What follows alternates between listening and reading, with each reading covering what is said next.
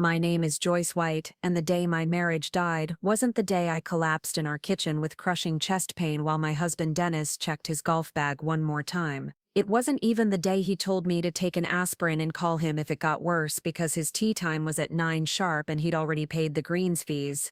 The day my marriage truly died was 3 months later when Dennis had his own heart attack during the back nine at Willowbrook Country Club.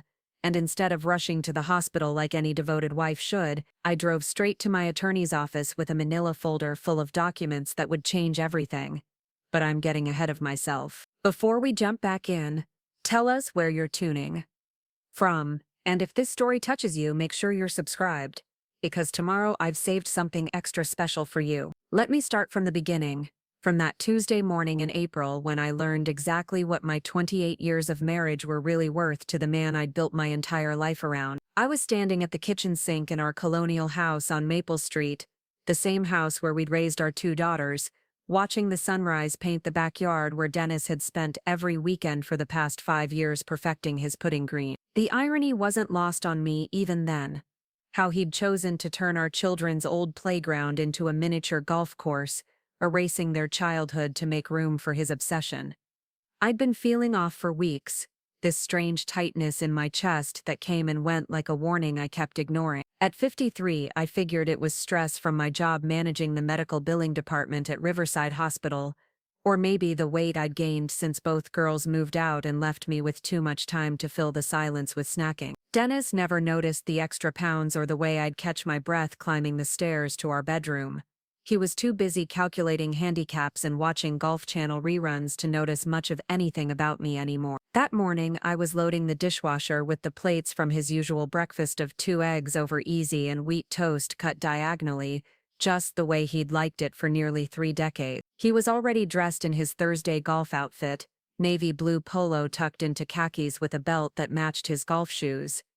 Every piece of clothing he owned seemed to revolve around that stupid sport, like he'd forgotten he used to have other interests, other dreams. There was a time when Dennis White had wanted to open his own landscaping business, when he'd talk for hours about designing outdoor spaces that would make families want to spend time together. Now the only outdoor space he cared about was 18 holes of manicured grass where he could escape from real life for 5 hours at a stretch. I was reaching for his coffee mug when it hit me like a freight train. This crushing weight that started in my chest and radiated down my left arm with a pain so sharp I gasped and dropped the mug. It shattered against the tile floor. Dennis had insisted we install last year because it was easier to clean after his muddy golf shoes. The sound echoed through our kitchen, and I gripped the edge of the counter as another wave of pain rolled over me, making it impossible to breathe. Dennis looked up from his phone where he'd been checking the weather forecast for the 3rd time that morning. His face showed more annoyance than concern as he took in the broken ceramic scattered around my feet. "Joyce, what's wrong with you?" That was my favorite mug. His favorite mug. The one I'd bought him for Father's Day 15 years ago with a photo of our daughters printed on the side back when he still remembered he was a father first and a golfer second. I tried to tell him something was wrong, that this wasn't normal, but the words came out in short gasps between waves of pain that felt like someone was sitting on my chest. "Dennis, I think I'm having a heart attack." The words hung in the air between us and I watched his face carefully, waiting for the alarm, the immediate action, the rush to get me to the hospital where I worked, where everyone would know exactly what to do. Instead, Dennis glanced at his watch and sighed like I'd just told him we were out of milk. "Joyce, you're being dramatic. Women don't have heart attacks like that. You probably just pulled something lifting those boxes from the garage yesterday." He was referring to the Christmas decorations I'd finally gotten around to putting away in March, the same decorations I'd put up and taken down alone for the past 5 years while he was at the golf course, or watching golf on television, or reading golf magazine. The pain intensified, and I slumped against the counter, my vision starting to blur around the edges. "Dennis, please, something's really wrong. I need to go to the hospital." My voice was barely a whisper, but I knew he could hear me because the kitchen had gone completely silent, except for the weather report still playing on his phone. He stood up and walked over to where I was leaning against the sink, and for a moment I thought he was finally going to help me, finally going to be the husband I'd married all those years ago when he'd promised to love me in sickness and in health. Instead, He reached around me to grab his car keys from the hook by the window, his movement causing another jolt of pain to shoot through my chest. "Look, Joyce. I've got a 7:30 tea time with Bob and the guy. We've been planning this round for weeks, and you know how hard it is to get a spot at Willowbrook on a Thursday morning." He paused to check his reflection in the window, adjusting his collar like appearance mattered more than his wife collapsing in their kitchen. "Take a couple of aspirin and call me if it gets worse. If you really think it's serious, drive yourself to the ER, you know the way better than anyone." I stared at him, this man I'd shared a bed with for 28 years, this man whose children I'd carried and raised while he built his career in sales, this man whose mother I'd cared for during her final illness while he played golf to cope with the stress. I searched his face for any sign of the person I'd fallen in love with, but all I saw was impatience and mild irritation that I was interfering with his plan. The pain was getting worse, spreading from my chest into my jaw and making it hard to think clearly, but somehow I managed to ask, "What if I die while you're gone?" It was a question that should have stopped him in his tracks, should have made him realize how serious this was, should have triggered every protective instinct a husband is supposed to have for his wife. Dennis picked up his golf bag and headed toward the door to the garage, pausing only long enough to say, "You're not going to die, Joyce. You're stronger than that. Besides, the hospital is only 10 minutes away if you really need to go." And then he was gone, the door slamming behind him with a finality that somehow hurt worse than the crushing pain in my chest. I stood there in our kitchen surrounded by broken pieces of ceramic, listening to his car pull out of the driveway, and I realized that this was my marriage laid bare. 28 years of putting his needs first, of scheduling my life around his golf games and business trips and weekend tournaments, and when I finally needed him most, when I literally might have been dying, he chose 18 holes of golf over my life. The pain was becoming unbearable, and I knew I had to get help. I managed to grab my purse and car keys with shaking hands, leaving the broken mug on the floor because I had bigger problems than Dennis's favorite coffee cup. The drive to Riverside Hospital was the longest 10 minutes of my life, every turn sending new waves of agony through my chest, every red light feeling like an eternity. When I stumbled through the emergency room doors, my colleague Maria from medical billing took one look at my face and immediately called for help. Within minutes, I was surrounded by doctors and nurses who actually cared about keeping me alive, who didn't need to check their golf schedules before deciding whether my emergency was worth their attention. Sarah Chen, the cardiologist who'd worked with our department for years, confirmed what I'd known in my heart. Even as Dennis was grabbing his golf bag, I'd had a massive heart attack, what they called a STEMI, the kind that kills people when they don't get immediate treatment. The kind that could have killed me while my husband was calculating his handicap on the 7th hole. As they wheeled me into surgery to place stents in my blocked arteries, I kept thinking about Dennis checking his watch and complaining about his tea time. I thought about all the times I'd rearranged my work schedule to accommodate his golf tournaments, all the family gatherings I'd attended alone because he had a game, all the anniversaries we'd celebrated on his golf course instead of someplace that mattered to both of us. The surgery was successful, but when I woke up in the cardiac care unit, the first person I saw wasn't my husband of 28 years, it was my daughter Lauren, who'd driven 3 hours from Pittsburgh the moment Maria called her. My youngest daughter Ashley was flying in from Denver, and my sister Patricia was on her way from across town. Dennis, according to Lauren, was finishing his round but would be by later to check on me. While his wife recovered from emergency heart surgery, Dennis White was finishing his golf game. I spent 4 days in the hospital, and Dennis visited exactly twice. The first time was Thursday evening, still wearing his golf clothes, smelling like the 19th hole where he'd apparently stopped for drinks with his buddies after learning about my surgery. He stayed for 20 minutes, most of which he spent complaining about how the nurses wouldn't let him use his phone in the cardiac unit, and how he'd had to reschedule his Friday morning lesson with his golf pro. The second visit was Sunday afternoon, when the girls were both there, and he only came because Lauren had basically demanded it. He brought gas station flowers and a get well card he'd clearly grabbed from the hospital gift shop, still with the price tag attached. He spent the entire visit checking his phone and talking about how he'd shot his best round of the season on Saturday while I was having complications that required an additional procedure. That Sunday evening, as I lay in my hospital bed listening to Dennis explain to Ashley why he couldn't stay longer because he had an early tea time Monday morning, something fundamental shifted inside me. It wasn't just anger or hurt. Preparing and narrating this story took us a lot of time. So if you are enjoying it, subscribe to our channel. It means a lot to us. Now, back to the story. Though I felt plenty of both, it was a crystal clear understanding that I had spent 28 years married to a man who valued his golf game more than my life. When I was discharged on Monday morning, Dennis was at the golf course. Lauren drove me home to our empty house, helping me up the stairs to the bedroom I'd shared with a man who couldn't be bothered to take one day off golf to make sure his wife didn't die. As I settled into bed with a pile of prescription medications and strict instructions to avoid stress, I made a decision that would have shocked the Joyce White, who'd spent decades swallowing her disappointment to keep the peace. I was going to find out exactly what my options were. The first thing I did after Lauren left was call Patricia, who'd been telling me for years that Dennis was taking advantage of my good nature. Patricia had gone through her own divorce 15 years earlier when her husband decided his secretary was more important than his family, and she'd learned the hard way that sometimes the person you're married to isn't the person you thought you'd marry. "Joyce, honey,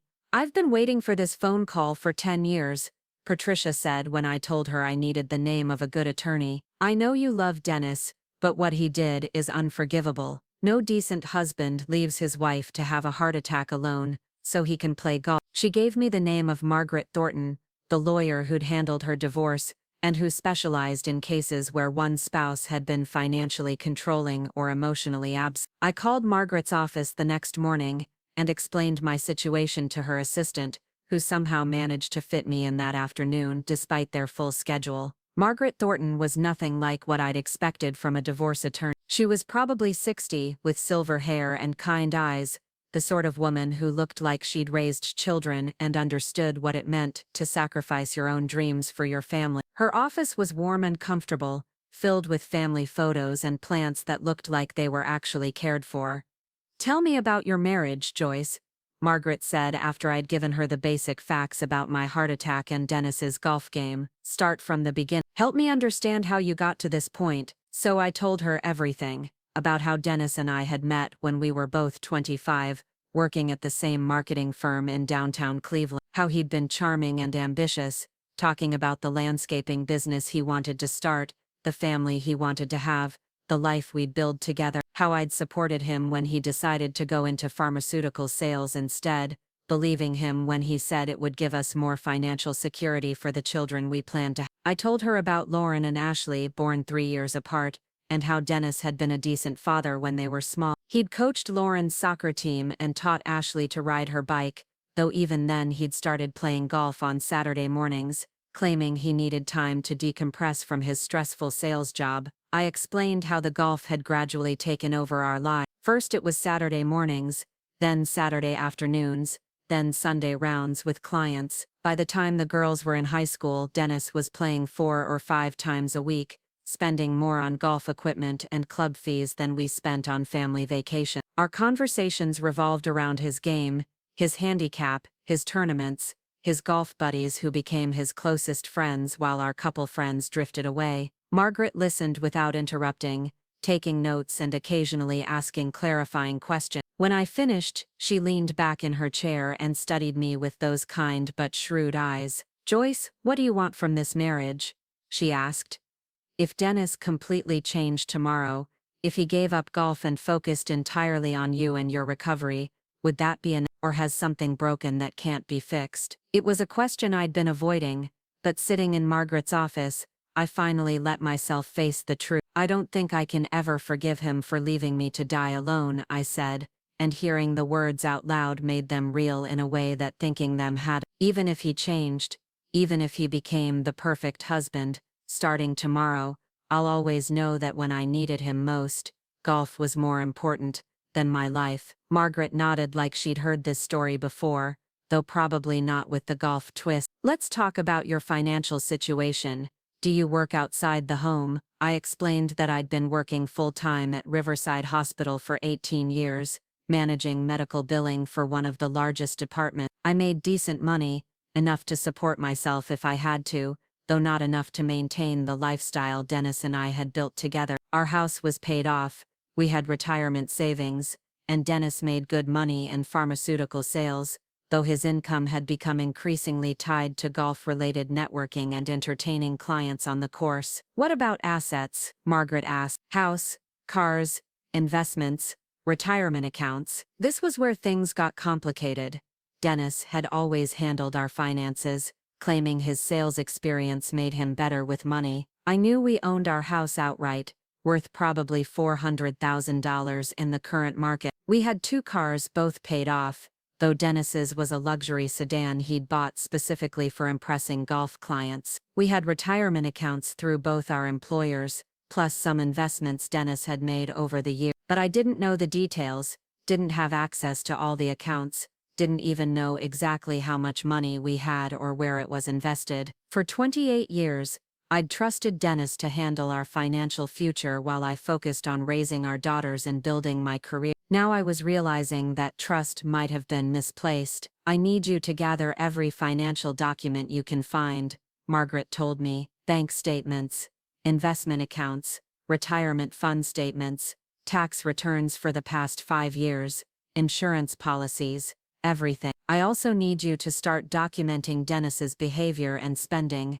particularly related to his golf activities. How much does he spend on golf each year? How often is he gone? How has this affected your marriage and family life?" She explained that Ohio was an equitable distribution state, meaning marital assets would be divided fairly but not necessarily equally. The court would consider factors like each spouse's earning capacity, contributions to the marriage, and future needs. My heart attack and the resulting medical expenses could work in my favor, especially if we could demonstrate that Dennis's obsession with golf had created an unbalanced marriage, where his interests always came first. "There's something else to consider, Joyce," Margaret said as our appointment wound down. "You mentioned that Dennis spends significant money on golf and often conducts business on the golf course. If we can show that his golf expenses are excessive or that he's been hiding assets in golf-related investments or accounts, that could impact the division of property." I left Margaret's office with a thick folder of homework and a strange sense of relief. For the first time since my heart attack,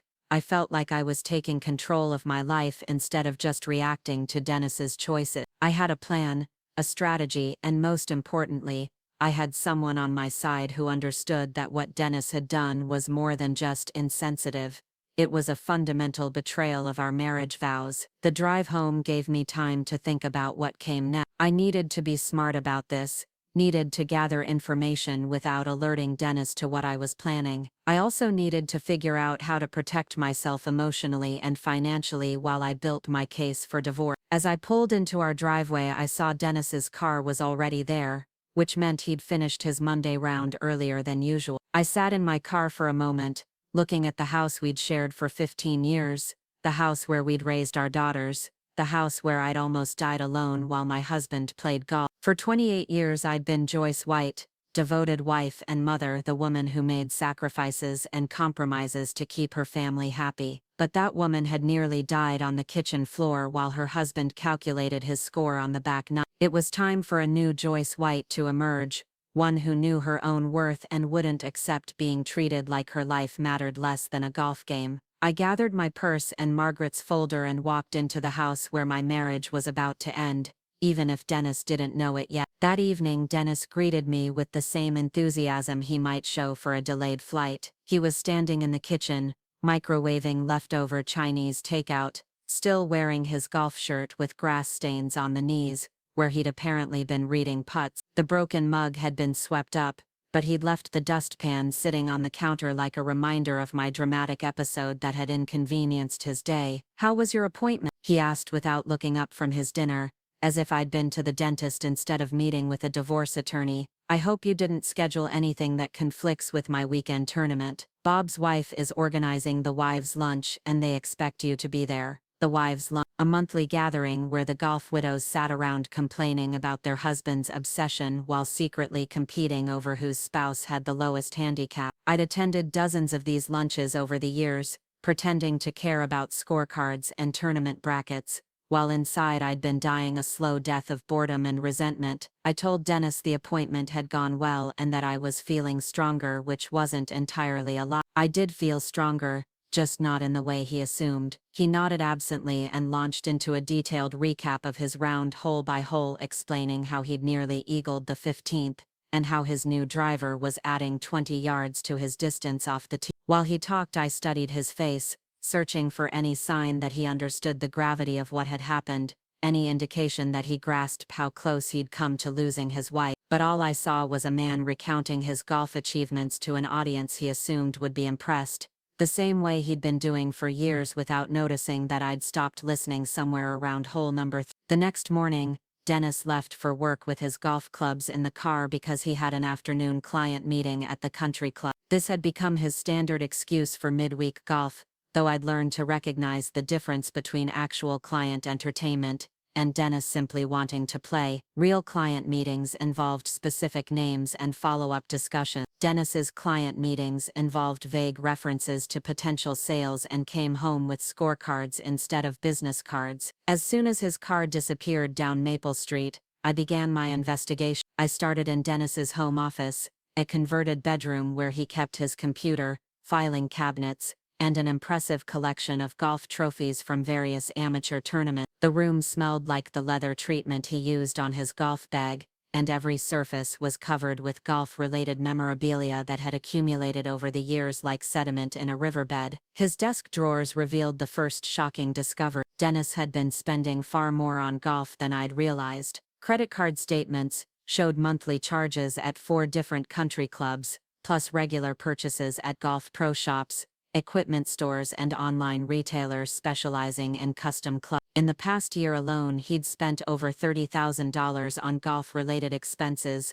not including the club memberships themselves. I found receipts for a custom set of irons that cost more than my car payment, golf lessons with a professional instructor who charged $200 per session, and multiple golf trips to expensive resorts in Arizona and Florida that he'd claimed were partially business-related. The business deductions on our tax returns told a different story. Dennis was writing off nearly every golf expense as client entertainment, even though most of the charges were clearly personal. But the real revelation came when I found the investment statements hidden in a file labeled insurance policies. Dennis had been moving money from our joint savings account into individual investment accounts that I knew nothing about. Over the past 5 years, he'd transferred nearly $200,000 into accounts that were solely in his name, using our joint funds to purchase stocks and bonds that I would have no claim to in a divorce. My hands were shaking as I photographed each document with my phone, following Margaret's instructions to gather evidence without removing original paperwork.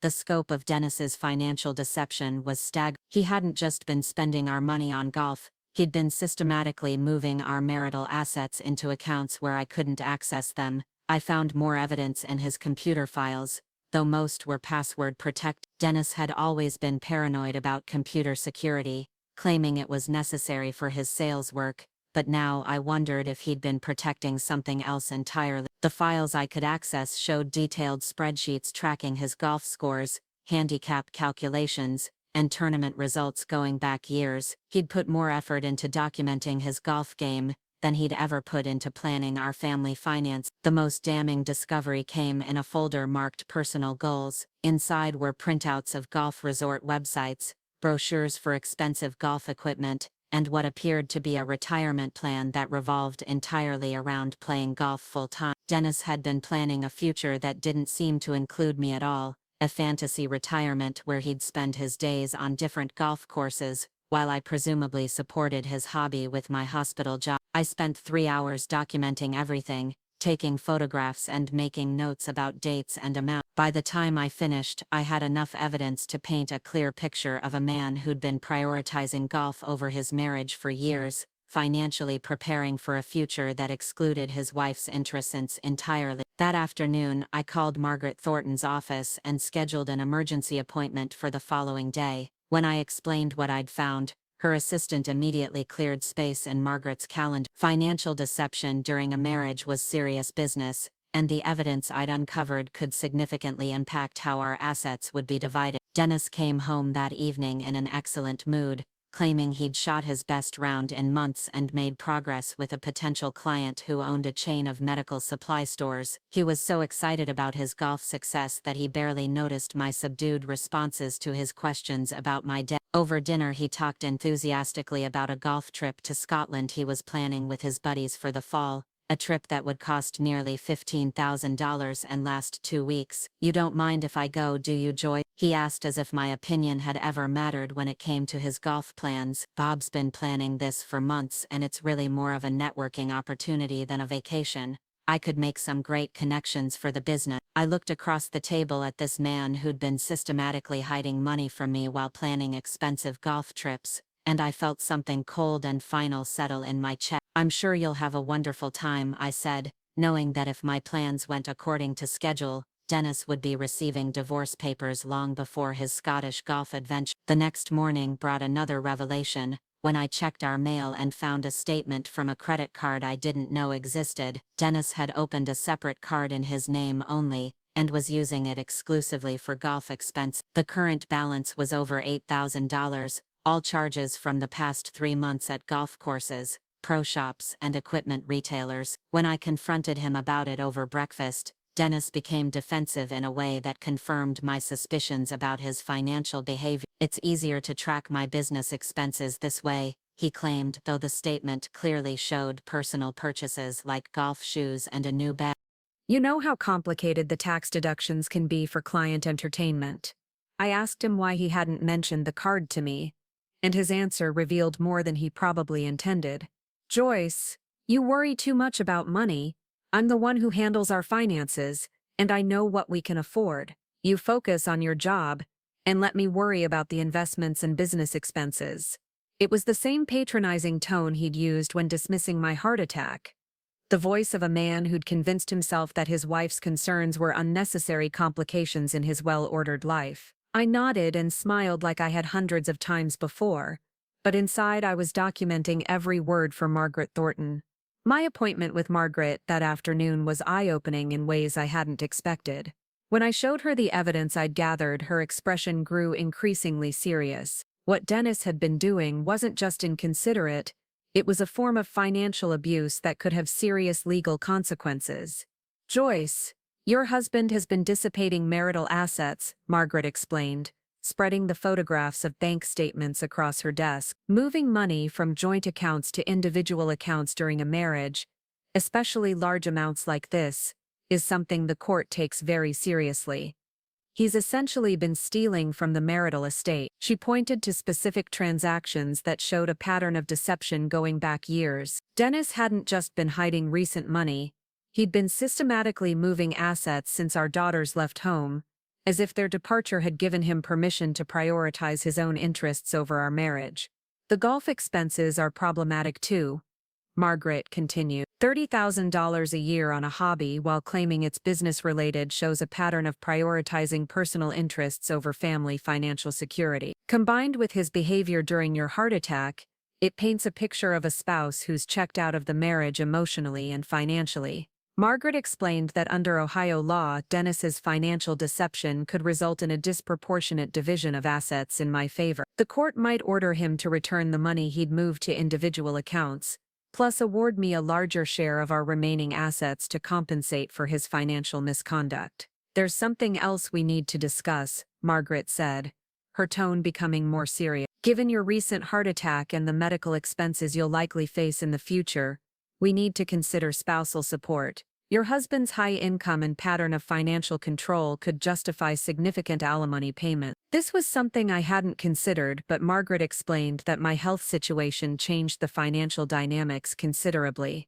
I would need ongoing medical care, possible future procedures, and might have to reduce my work hours during recovery. Dennis's ability to earn income was closely tied to his golf networking, but the court would expect him to prioritize his financial obligations to his wife over his recreational activities. "I want you to start documenting everything," Margaret instructed. "Every golf outing, every expense, every time he chooses golf over family responsibilities. Keep a detailed record of his daily activities, and how much time he spends away from home for golf-related activities. She also advised me to secure my own finances immediately. I needed to open individual accounts, redirect my paycheck, and ensure that I had access to emergency funds that Dennis couldn't touch. The goal wasn't to hide money like he had been doing, but to protect myself from further financial manipulation. "When are you planning to tell him about the divorce?" Margaret asked as our meeting concluded.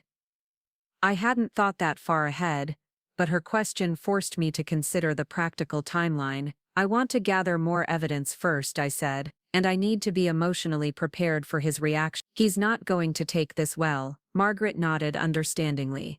Many clients find it helpful to have a support system in place before initiating divorce proceedings. "Do you have family or friends who can assist you during this transition?" I thought about my daughters, both building their own lives in other cities, and my sister Patricia, who'd been warning me about Dennis for years. There was also my colleague Maria at the hospital, who'd been the first person to take my heart attack serious. I had people who cared about me, people who would support my decision to leave a marriage that had become emotionally and financially toxic. That evening, Dennis arrived home with news that he'd signed up for a golf school in Arizona, a week-long intensive program that cost $4,000. He was excited about the opportunity to improve his game, completely oblivious to the fact that his wife was sitting across from him, planning his financial ruin. "I know it seems expensive," he said, misinterpreting my expression, "but think of it as an investment in my networking capability. The other guys attending are all successful businessmen.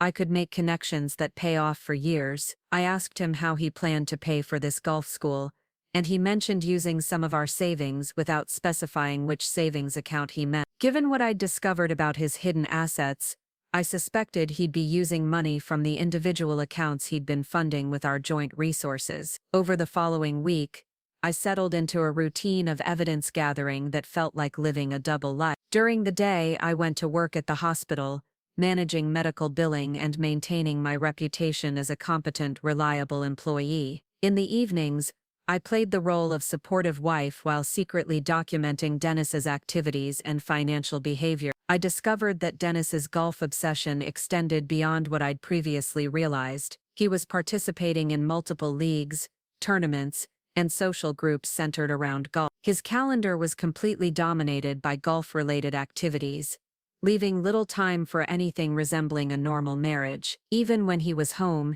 he was often on the phone with golf buddies, discussing scores and planning future rounds. The most revealing discovery came when I found his diary, a daily log he'd been keeping for years that I'd assumed was related to his sales work. Instead, it was entirely focused on golf, with detailed entries about every round he played, every lesson he took, and every piece of equipment he purchased. The entries read like the obsessive recordings of someone with a serious addiction, not the casual hobby notes of a recreational golfer. More disturbing were the entries that mentioned me, always in the context of how my needs or concerns interfered with his golf plans. My heart attack was described as Joyce's health scare that had forced him to miss 2 days of good weather for golf. Our wedding anniversary was noted only because it conflicted with a tournament he'd wanted to enter. Reading those entries felt like discovering that I'd been married to a stranger for years, someone who saw me as an obstacle to his real priorities, rather than a partner in building a life together. The man who'd promised to love me in sickness and in health had been documenting my needs as inconveniences to his golf schedule.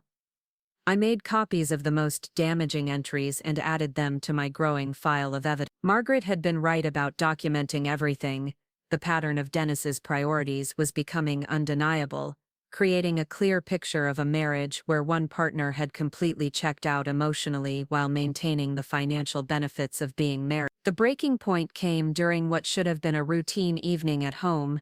Dennis was on the phone with Bob, planning yet another golf trip, when I experienced chest pain that reminded me of my heart attack. The pain wasn't as severe, but it was frightening enough that I asked Dennis to drive me to the emergency room to be checked. He looked at me with the same annoyed expression he'd worn during my actual heart attack and said, "Joyce, can't this wait until tomorrow? I'm in the middle of planning something important with Bob, and the emergency room is going to take hours." I stared at him, this man who was asking his wife to delay seeking medical care because it would interrupt his golf planning, and I felt the last remnants of love and respect I'd held for him simply evaporate. I drove myself to the hospital where my colleagues ran tests that fortunately showed no new heart damage, just stress-related symptoms that my cardiologist said were normal during recovery. But sitting in that emergency room alone, again while my husband planned golf trips at home, I made the final decision about my marriage. I would not spend whatever years I had left waiting for Dennis to remember that he had a wife who deserved better than being treated like an inconvenience. The next morning,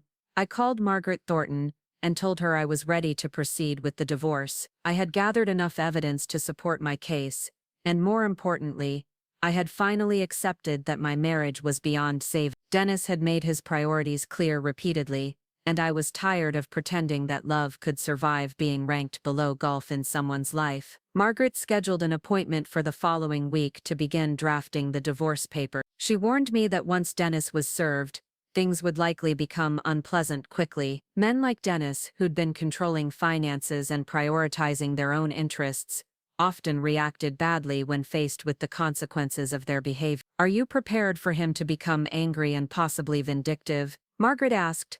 Some spouses in his situation try to hide additional assets or become emotionally manipulative when they realize they're losing control. I thought about Dennis's reaction to my heart attack, his dismissive attitude toward my concerns, and his complete self-absorption when it came to anything that might interfere with his golf. "I don't think he can treat me any worse than he already has," I said, and I meant. That weekend brought the perfect example of Dennis's priorities when our daughter Lauren called to say she and her husband were thinking of starting a family. It was exciting news that should have brought us together as a couple, but Dennis's only concern was whether Lauren's pregnancy would interfere with his planned golf trip to Scotland. "She's not due until next spring," he said after Lauren hung up, as if our daughter's pregnancy was primarily relevant in terms of his golf schedule. "That works out perfectly. I'll be back from Scotland with plenty of time to visit after the baby's born." I watched him return to his golf magazine and realized that even the prospect of becoming a grandfather was being filtered through the lens of how it would impact his golf plan. This man had no capacity for putting anyone else's needs first, not his wife's, not his daughter's, not even his future grandchild's. That night I lay in bed next to Dennis while he snored peacefully, completely unaware that his wife was planning the end of their marriage. I thought about the young woman I'd been when we married, full of dreams, about building a life with someone who would be my partner in every sense of the word. That woman deserved better than what her marriage had become, and it wasn't too late to give her the respect and consideration she'd never received from Dennis. I was 53 years old, a heart attack survivor with a good job and family who loved me. I had enough evidence to ensure a fair financial settlement, and the legal expertise to protect my interests. Most importantly, I had finally developed the self-respect to demand better treatment than I'd been accepting for years. Dennis could keep his golf obsession, his hidden assets, and his plans for a retirement that revolved around perfecting his handicap, but he would be doing it as a divorced man, who'd learned that treating your wife like she matters less than a golf game comes with serious consequences. The following Monday morning, as Dennis loaded his golf clubs into his car for another day of client meetings, I made the call that would change both our lives forever. Margaret Thornton answered on the second ring, and when I told her I was ready to file for divorce immediately, her voice carried a note of satisfaction that told me she'd been expecting this call. "Let's make sure Dennis learns that some games have consequences he never saw coming," Margaret said, and for the first time in months, I found myself smiling with genuine happiness about my future. The divorce papers were filed on a Tuesday morning in late May, exactly 6 weeks after my heart attack. Margaret had timed it perfectly, knowing that Dennis would be at Willowbrook Country Club for his weekly men's league tournament. The process server would find him on the 18th green, surrounded by his golf buddies, in the most public and humiliating way possible. I spent that morning at work, trying to focus on medical billing reports, while my phone buzzed with text messages from Margaret's office confirming each step of the legal process. By noon, the papers had been served, the temporary restraining order on our joint assets was in place, and Dennis's access to the investment accounts he'd been hiding was officially frozen. The call came at 2:47 p.m., right in the middle of a staff meeting about new insurance procedure. My phone lit up with Dennis's number, and even though I'd been expecting this moment for weeks, my heart started racing like I was having another cardiac episode. I let it go to voicemail, along with the next 3 calls that came in rapid succession. When I finally listened to his messages during my break, Dennis's voice progressed from confusion to anger to rage across the 4 recordings. The first message was almost plaintive, asking if I knew why some lawyer was trying to serve him papers at the golf course. By the 4th message, he was screaming that I was trying to ruin his life and demanding that I call him back immediately. I didn't call back. Margaret had been explicit about this. Once the papers were served, all communication between Dennis and me needed to go through our attorney. Direct contact would only give him opportunities to manipulate or intimidate me, and I'd spent enough years being manipulated by a man who cared more about his golf score than his wife's well-being. Instead, I called Margaret's office and left a message that Dennis had been served successfully. Then I drove home, knowing that the man I'd been married to for 28 years would be waiting for me with questions I had no intention of answering. Dennis's car was already in the driveway when I arrived, and I could see him pacing back and forth in the living room through our front window. He'd left his golf bag by the garage door, abandoned mid-tournament when the process server had found him. For a man who never let anything interfere with his golf, this was probably the first time in years that he'd walked off a course without finishing his round. I took a deep breath and walked through the front door, prepared for the confrontation I'd been dreading and anticipating in equal measure. Dennis was standing in the middle of our living room, still wearing his golf clothes, holding the divorce papers like they were written in a foreign language. "What the hell is this, Joyce?" he demanded, waving the documents at me. "Some process server just humiliated me in front of everyone at the club, claiming you're divorcing me. Is this some kind of joke?" I set my purse down on the hall table and looked at him calmly.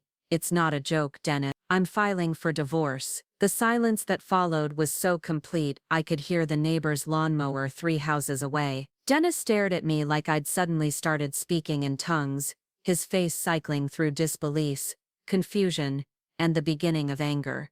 "Divorcing me?" he repeated, as if saying the words would make them less real.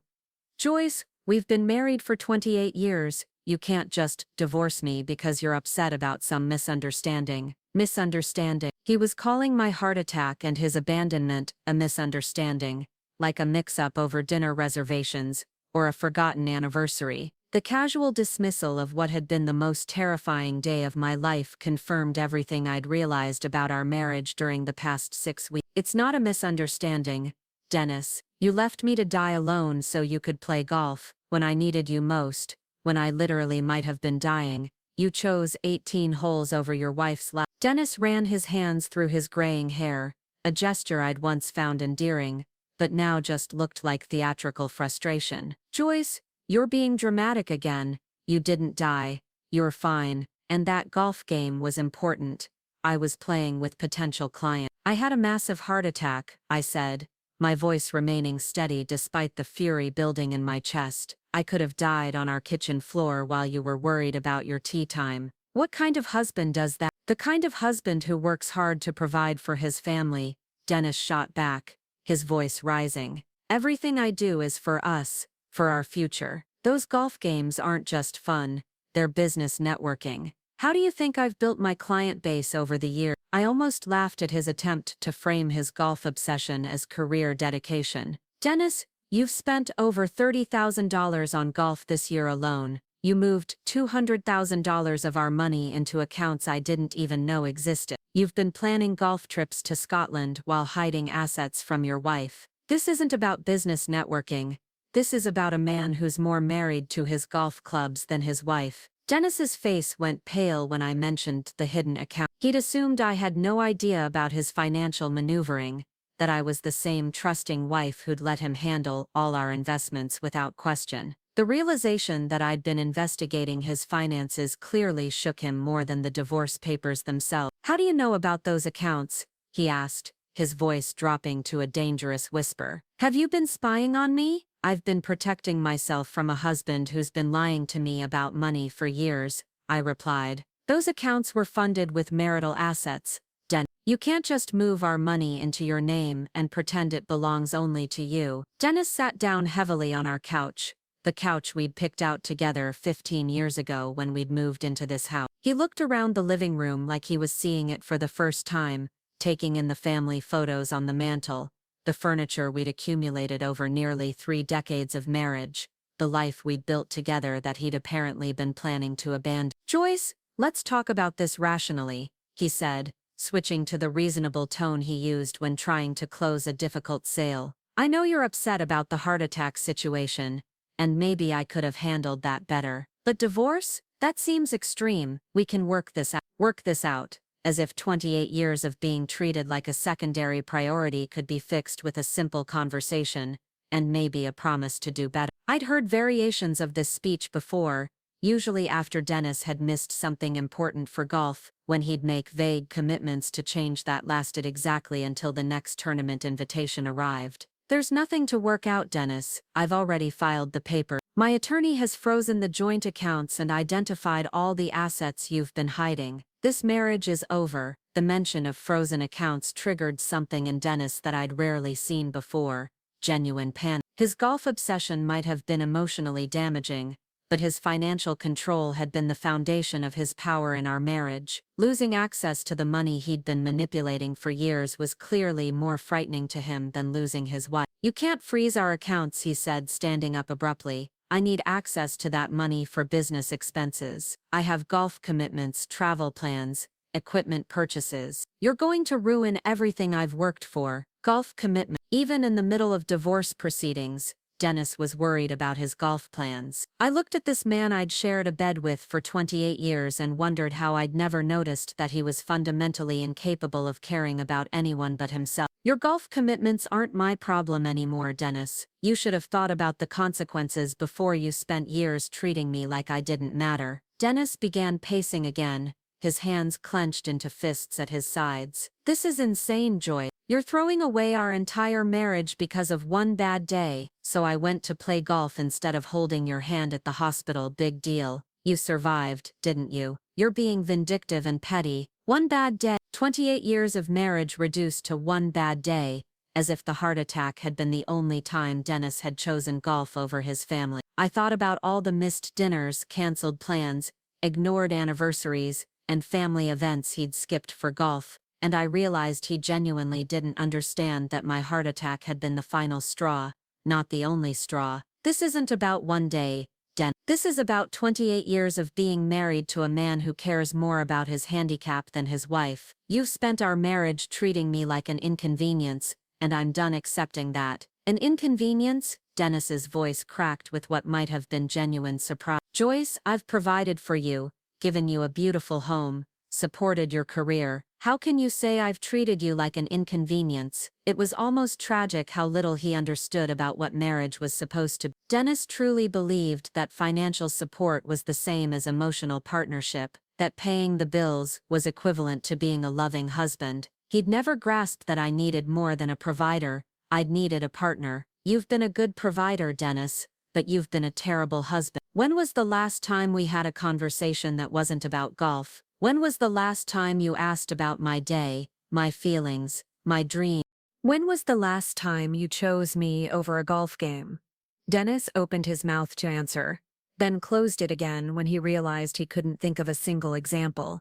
The silence stretched between us, filled with 28 years of missed opportunities and misplaced priorities. I want you to move out, I said finally.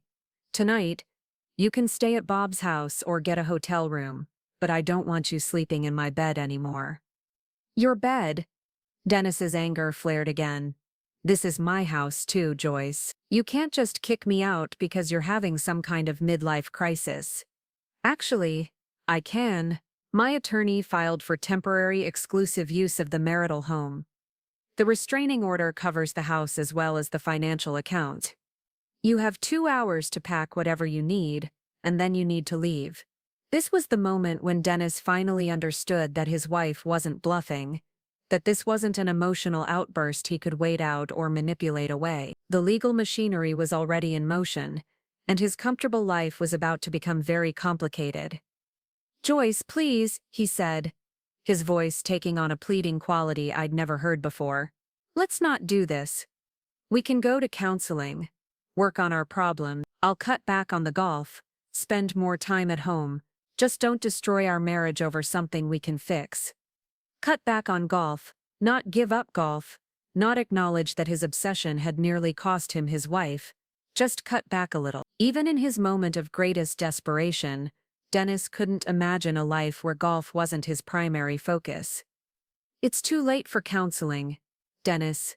You had 28 years to be a better husband, and you chose golf instead. Now you can choose golf as a divorced man. Dennis tried several more approaches over the next hour, cycling through anger, bargaining, and what might have been genuine remorse. He promised to change, swore he'd been planning to reduce his golf activities anyway, even offered to sell his membership at Willowbrook Country Club. But every promise felt hollow, because they were all motivated by losing his comfortable lifestyle rather than genuine regret for how he'd treated me. The most telling moment came when he asked if we could delay the divorce proceedings until after his Scotland trip. Even while begging me to save our marriage, Dennis was still prioritizing his golf plans. The man was constitutionally incapable of putting anything before his obsession. By 7 o'clock that evening, Dennis had packed 2 suitcases and loaded his golf equipment into his car. He stood in our driveway looking lost and confused, like a man who'd just realized that actions have consequences. Our neighbors were probably watching from their windows, wondering why Dennis White was moving out with his golf bag. "This isn't over, Joyce," he said as he loaded the last bag into his trunk. "I'm going to fight this. You can't just take everything I've worked for because you're angry about one mistake." One mistake. Even as he was being forced out of our home, Dennis still couldn't acknowledge the scope of his failures as a husband. I watched him drive away, probably heading to Bob's house where he'd spend the evening complaining about his crazy wife, who was trying to ruin his life over a simple misunderstanding. The house felt different that night, quieter but somehow more peaceful than it had been in years. I walked through the rooms Dennis and I had shared, seeing them with new eyes now that they were mine alone. The living room where he'd spent countless hours watching Golf Channel, the kitchen where he'd eaten his breakfast before abandoning me during my heart attack, the bedroom where he'd snored peacefully while planning golf trips that excluded his wife. I made myself a cup of tea and sat at the kitchen table where this whole journey had begun 6 weeks earlier. My chest was tight, but not from heart problems this time, from the strange mixture of grief and relief that comes with ending something that should have been beautiful but had become toxic instead. My phone rang around 9 o'clock, and I was surprised to see Lauren's number on the screen. I'd been planning to call both girls that evening to tell them about the divorce, but apparently Dennis had beaten me to it. "Mom, what's going on?" Lauren's voice was concerned but not entirely surprised. "Dad called and said you're divorcing him because he played golf during your heart attack." That seems like a pretty extreme reaction. I took a deep breath and tried to explain to my daughter that her father's version of events was missing some crucial context. Lauren had grown up watching Dennis prioritize golf over family activities, and she'd inherited some of his ability to rationalize selfishness as necessity. "Honey, this isn't just about the heart attack." That was the moment I realized I couldn't stay married to someone who thinks golf is more important than his wife's life, but the problems go much deeper than one day. Lauren was quiet for a moment, and I could hear her processing this information. "Mom, are you sure you're not being a little dramatic? I mean, Dad has always been obsessed with golf, but he's a good provider, and you did survive the heart attack." The fact that my own daughter was echoing Dennis's dismissive attitude toward my near-death experience was heartbreaking, but not entirely surprising. Lauren had been raised by a father who taught her that emotional needs were secondary to practical considerations, that love was measured in financial security rather than attention and care. "Lauren, imagine if your husband left you alone during a medical emergency so he could play a sport. Would you consider that acceptable behavior from someone who promised to love you in sickness and in health?" "That's different, Mom. My relationship with Jake isn't the same as yours with Dad. You've been married for almost 30 years. You know each other's flaws by now." Knowing someone's flaws wasn't the same as accepting abuse, but I could see that Lauren had inherited Dennis's talent for rationalizing unacceptable behavior. I spent 20 minutes trying to explain to my daughter that longevity didn't excuse cruelty, that marriage vows weren't suggestions to be ignored when convenient. The conversation with Ashley went slightly better, probably because she'd been living in Denver and had less exposure to Dennis's recent behavior. Ashley had always been more sensitive to emotional nuance, and she seemed to understand that the heart attack had been a symptom of larger problems rather than an isolated incident. "Mom, I've been worried about you for years," Ashley admitted. "Every time I talk to you, it seems like Dad is off playing golf somewhere. When was the last time you two did something together that wasn't golf-related?" It was a question I couldn't answer, because I honestly couldn't remember. Every vacation, every social event, every leisure activity in our marriage had revolved around Dennis's golf schedule for so many years that I'd forgotten what it felt like to have a partner who considered my interests too. "I'm proud of you for standing up for yourself," Ashley said finally. "You deserve better than being treated like golf widow for the rest of your life." After I hung up with the girls, I called Patricia to update her on the day's events. My sister had been waiting for this phone call for years, and her response was immediate and supportive. "It's about time," Patricia said when I told her Dennis had been served and removed from the house. "I've been watching that man treat you like hired help for years. The heart attack was just the final proof that he's never going to change." Patricia offered to come stay with me for a few days while I adjusted to living alone, but I declined. I needed to experience the silence of a house without Dennis's constant golf commentary, needed to rediscover who Joyce White was when she wasn't arranging her life around someone else's obsession. The next few days brought a steady stream of calls from Dennis's golf buddies, all trying to mediate on his behalf. Bob called to suggest that I was being unreasonable, that all men needed hobbies to cope with stress. Tom from the country club wanted to know if this was about money, offering to help Dennis budget his golf expenses more carefully. Jerry, Dennis's longtime golf partner, actually had the audacity to suggest that I should be grateful for a husband who had such a healthy outdoor activity. Each conversation revealed how Dennis had been portraying our divorce to his golf friends. According to their version of events, I was a vindictive wife who was punishing her husband for having an innocent hobby. None of them seemed to understand that spending $30,000 a year on golf while moving marital assets into hidden accounts wasn't an innocent hobby. It was financial infidelity. Margaret had warned me that Dennis would likely try to use social pressure to convince me to drop the divorce proceedings. Men like Dennis, who'd built their social lives around their obsessions, often mobilized their friends to guilt their wives into backing down. The calls from his golf buddies were predictable attempts to make me feel unreasonable for expecting basic consideration from my husband. The most infuriating call came from Bob's wife Karen, who'd organized those monthly golf widows lunches that I'd endured for years. Karen suggested that I was being selfish for not supporting Dennis's passion, that all wives had to make sacrifices for their husband's happiness. "Joyce, honey, you knew Dennis was a golfer when you married him," Karen said in her most patronizing voice. "You can't expect a man to give up something he loves just because you're feeling neglected." I wanted to ask Karen if she'd be so understanding if Bob abandoned her during a heart attack, but I knew there was no point in arguing with someone who'd spent years enabling her own husband's golf obsession. The golf wives had created a culture where male selfishness was reframed as masculine necessity, where women were expected to be grateful for any attention that wasn't directly related to golf. After a week of these calls, I started letting them all go to voicemail. Dennis's friends could spend their energy trying to rehabilitate his image, but I was done explaining why I expected basic human decency from my marriage. Margaret called on Friday to update me on Dennis's legal response. He'd hired Robert Blackwood, a divorce attorney known for representing wealthy men who wanted to minimize their financial exposure. Blackwood specialized in portraying women as gold diggers who were trying to steal their hardworking husbands' assets, a strategy that worked well with male judges who sympathized with men's recreational activity. Blackwood's first move was to claim that your heart attack was a pre-existing condition that Dennis shouldn't be financially responsible for, Margaret told me. He's arguing that your medical expenses aren't related to the marriage and shouldn't impact the asset division. This was exactly the kind of heartless legal maneuvering I'd expected from Dennis. Even through his attorney, he was still trying to avoid responsibility for abandoning his wife during a medical emergency. The man who'd promised to love me in sickness and in health was now arguing that my sickness wasn't his problem. Blackwood also filed a motion challenging the asset freeze.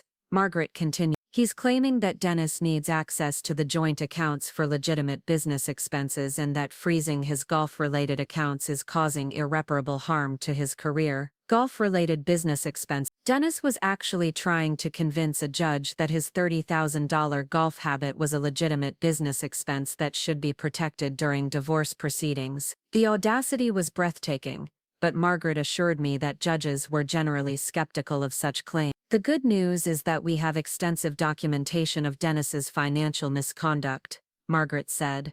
The hidden accounts, the excessive golf spending, the pattern of prioritizing recreation over family responsibilities, it all supports our case for a favorable asset division. Margaret also mentioned that Dennis had been asking his attorney about the possibility of reconciliation, apparently hoping that he could convince me to drop the divorce if he made the right promises. Blackwood had probably explained that reconciliation would allow Dennis to regain access to the frozen accounts and avoid the financial consequences of his behavior. He's not interested in saving the marriage, Margaret explained. He's interested in avoiding the financial impact of losing half his assets. Don't let him manipulate you with promises he has no intention of keeping. I assured Margaret that I had no interest in reconciliation with a man who'd spent the week since being served complaining about losing access to his golf accounts rather than expressing regret for nearly letting his wife die alone. Dennis had shown his true priorities repeatedly, and I was finally smart enough to believe him. That weekend brought an unexpected visitor when Ashley flew in from Denver to spend a few days with me. I'd told her she didn't need to come, that I was handling the divorce just fine on my own.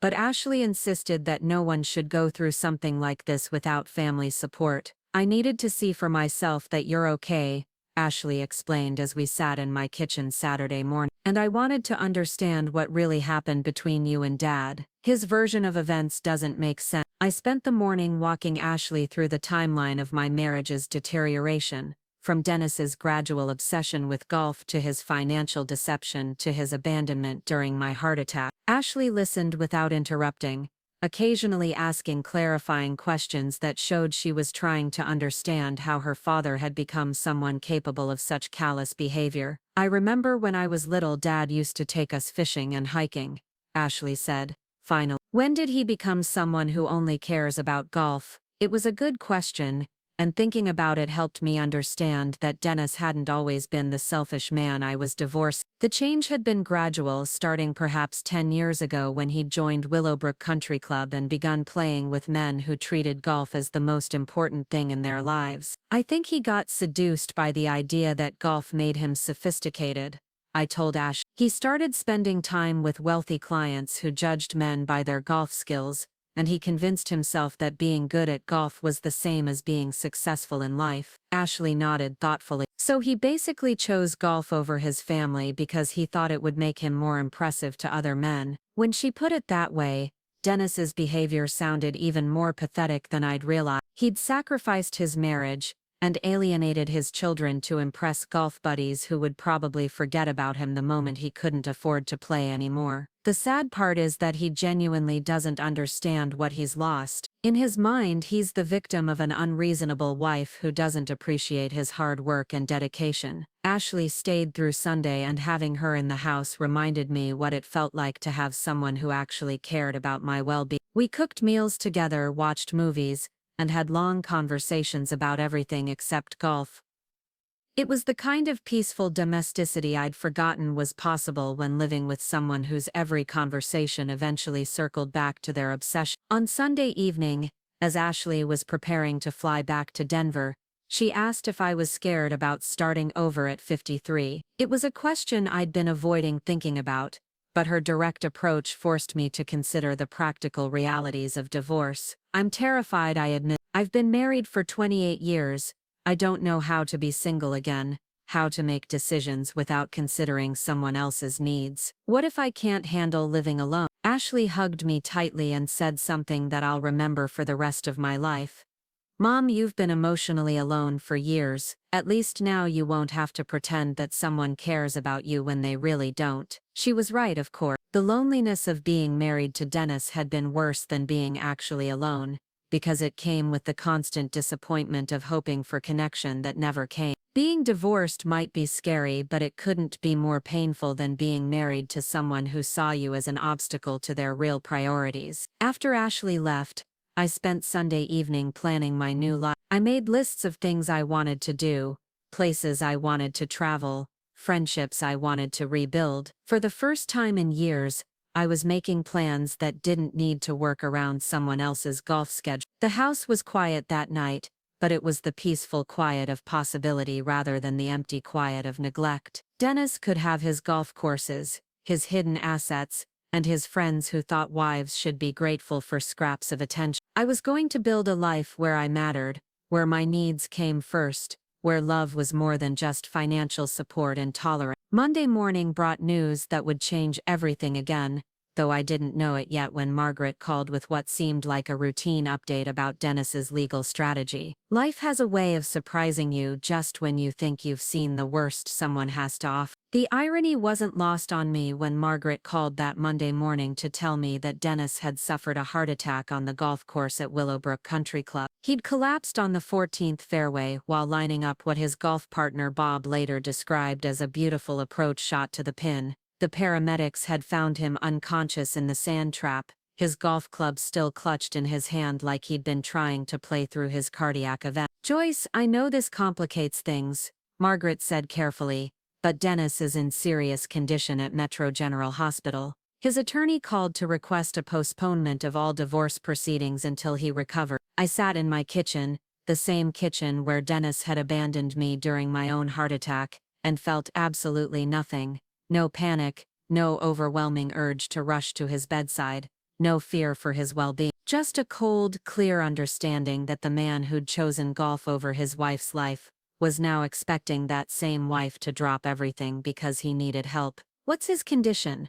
I asked, more out of curiosity than concern. "Massive myocardial infarction," according to the medical report his attorney provided. "He's in the cardiac intensive care unit, and they're not sure about his prognosis yet." Bob Peterson, his golf partner, is listed as his emergency contact, since Dennis apparently never updated his forms after you separated. Bob Peterson, the same Bob who'd called me last week to explain that I was being unreasonable about Dennis's golf hobby, who'd suggested that good wives support their husbands' passions regardless of the cost. Now Bob was making medical decisions for the man whose wife he'd tried to convince to accept neglect as normal marital behavior. "His attorney wants to know if you'll be visiting him at the hospital," Margaret continued. "Apparently Dennis has been asking for you." Of course he had. The man who'd spent 28 years treating me like an inconvenience was now asking for me the moment he needed something. Dennis had probably assumed that his medical emergency would trigger my caregiving instincts,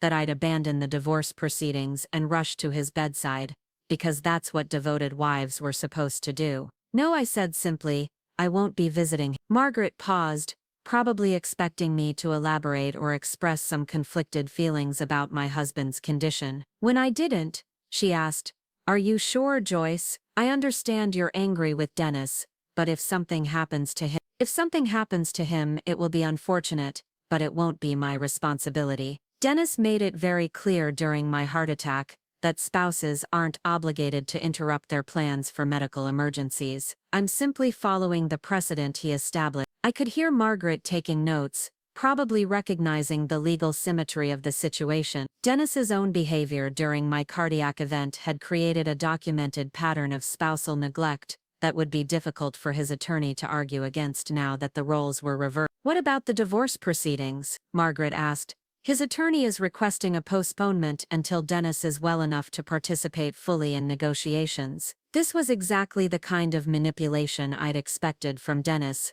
using his medical condition to gain an advantage in the divorce. He'd probably calculated that I'd feel guilty about pursuing financial claims against a sick man, that his heart attack would generate sympathy that might override my justified anger about his treatment of me. "Absolutely not," I said firmly. "Dennis's health problems don't erase the evidence of his financial misconduct, or change the fact that he abandoned me during my own medical emergency. If anything, his heart attack proves that neither of us can afford to waste time on a marriage that's already dead." Margaret sounded pleased with my response, I'll file a motion opposing the postponement request. We have strong grounds to argue that Dennis's condition doesn't prevent him from participating in settlement negotiations, especially since his attorney is fully capable of representing his interests. After hanging up with Margaret, I sat in my quiet house and considered the strange turn my life had taken. 6 weeks ago, I'd been a devoted wife having a heart attack while my husband played golf. Now I was a woman pursuing divorce while that same husband lay in a hospital bed, probably expecting me to forgive everything because he'd finally experienced what I'd been through. The phone started ringing around noon, beginning with Bob Peterson's wife Karen, who'd apparently been designated as the spokesperson for Dennis's golf circle. Her voice was breathless with drama as she explained that Dennis was fighting for his life and asking for his wife. "Joyce, I know you two have been having problems, but this is bigger than whatever you're fighting about," Karen said in her most sanctimonious tone. "Dennis needs you right now." You're still his wife. And marriage vows mean something. Marriage vows. The same woman who'd told me last week that I should accept Dennis's golf obsession was now lecturing me about the sanctity of marriage vows. I almost laughed at the hypocrisy. But Karen's earnest tone suggested she genuinely believed that wives had obligations that didn't extend to husbands. "Karen, where were Dennis's marriage vows when I was having my heart attack?" I asked. "He promised to love me in sickness and in health, but he chose golf instead. Now you want me to honor vows that he's already broken?" Karen's silence told me she hadn't expected this response. The golf wives had probably assumed that I'd been exaggerating Dennis's behavior during my medical emergency, that no husband would actually abandon his wife during a heart attack. Confronted with the reality of what Dennis had done, Karen struggled to maintain her position. "That's different, Joyce. Men cope with stress differently than women. Dennis probably didn't know how serious your condition was. Different. Men cope differently.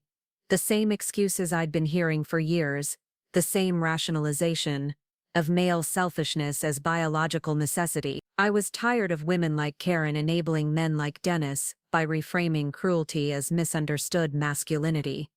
Karen, Dennis knew exactly how serious my condition was, because I told him I thought I was having a heart attack. He chose to play golf anyway. Now he's had his own heart attack, and I'm choosing to continue with my divorce proceedings. I'm coping with his stress differently than he coped with mine." I hung up before Karen could respond, but the calls continued throughout the afternoon. Tom from the country club wanted to know if I'd be organizing meals for Dennis during his recovery. Jerry, Dennis's golf partner, suggested that I should at least visit to show the hospital staff that Dennis had family support. Even the golf pro from Willowbrook called to express hope that Dennis's medical emergency would help me put things in perspective. Each caller seemed to assume that Dennis's heart attack had automatically restored my wifely obligations, that his medical emergency trumped my justified anger about 28 years of neglect. None of them acknowledged the irony that Dennis was now experiencing exactly what I'd gone through 6 weeks earlier, or that he was receiving more support and concern from his golf buddies than I'd received from my own husband. The most infuriating call came from Lauren, who'd apparently heard about her father's condition from one of Dennis's friends. My daughter's voice was strained with emotion as she tried to convince me that family loyalty required putting aside my personal feelings to support her father. "Mom, I know you're angry with Dad, but he could die," Lauren said, her voice breaking slightly. "You can't let him go through this alone. What if something happens and you never got to say goodbye? Say good," as if Dennis and I had been involved in some minor marital spat that his heart attack should automatically resolve. Lauren couldn't seem to grasp that her father's medical emergency didn't erase the fundamental problems in our marriage or my right to protect myself from further emotional damage. "Lauren, your father chose to go through my heart attack alone. He left me on our kitchen floor to play golf while I thought I was dying. Now he's experiencing what that feels like. And he has Bob Peterson making his medical decisions. That seems appropriate." "Mom, you're being cruel. Dad made a mistake, but he doesn't deserve to suffer for it." A mistake. 28 years of emotional neglect culminating in abandonment during a medical emergency was being characterized as a simple mistake that I should overlook because the perpetrator was now suffering consequences. I wondered if Lauren would be so forgiving if her husband Jake treated her the way Dennis had treated me. Lauren, I'm not being cruel. I'm being consistent. Your father established the precedent that spouses don't need to interrupt their plans for medical emergency. I'm simply following his example. The conversation with Lauren ended badly, with my daughter accusing me of using her father's heart attack to score points in the divorce. She couldn't understand that I wasn't trying to punish Dennis for being sick. I was refusing to be manipulated by his sickness into abandoning my legitimate right to end an abusive marriage. Ashley called that evening with a completely different perspective on the situation. My younger daughter had apparently been thinking about the irony of Dennis's heart attack occurring on a golf course, and her response was both more compassionate and more realistic than Lauren's emotional appeal. Mom, I'm sorry Dad is sick, but I understand why you're not rushing to the hospital, Ashley said. He can't expect you to be there for him when he wasn't there for you. That's not how marriage works. Ashley's support meant everything to me. Validation that at least one of my daughters understood the principle involved. Dennis's heart attack was unfortunate, but it didn't create an obligation for me to resume the role of devoted wife after he'd spent years proving he didn't deserve that devotion. I feel bad that he's suffering, I told Ashley honestly. I don't want Dennis to die, and I hope he recovers fully. But I also can't pretend that his medical emergency erases everything he's done to our marriage. You don't have to feel guilty about protecting yourself, Mom. Dad made his choices, and now he's living with the consequences. That's not your fault. Margaret called Tuesday morning with an update on the legal situation. Dennis's attorney had filed an emergency motion requesting postponement of all divorce proceedings, claiming that Dennis was too ill to participate in negotiations, and that pursuing the divorce while he was hospitalized constituted cruel and unusual treatment. Blackwood is trying to portray you as a vindictive wife who's kicking her husband while he's down, Margaret explained.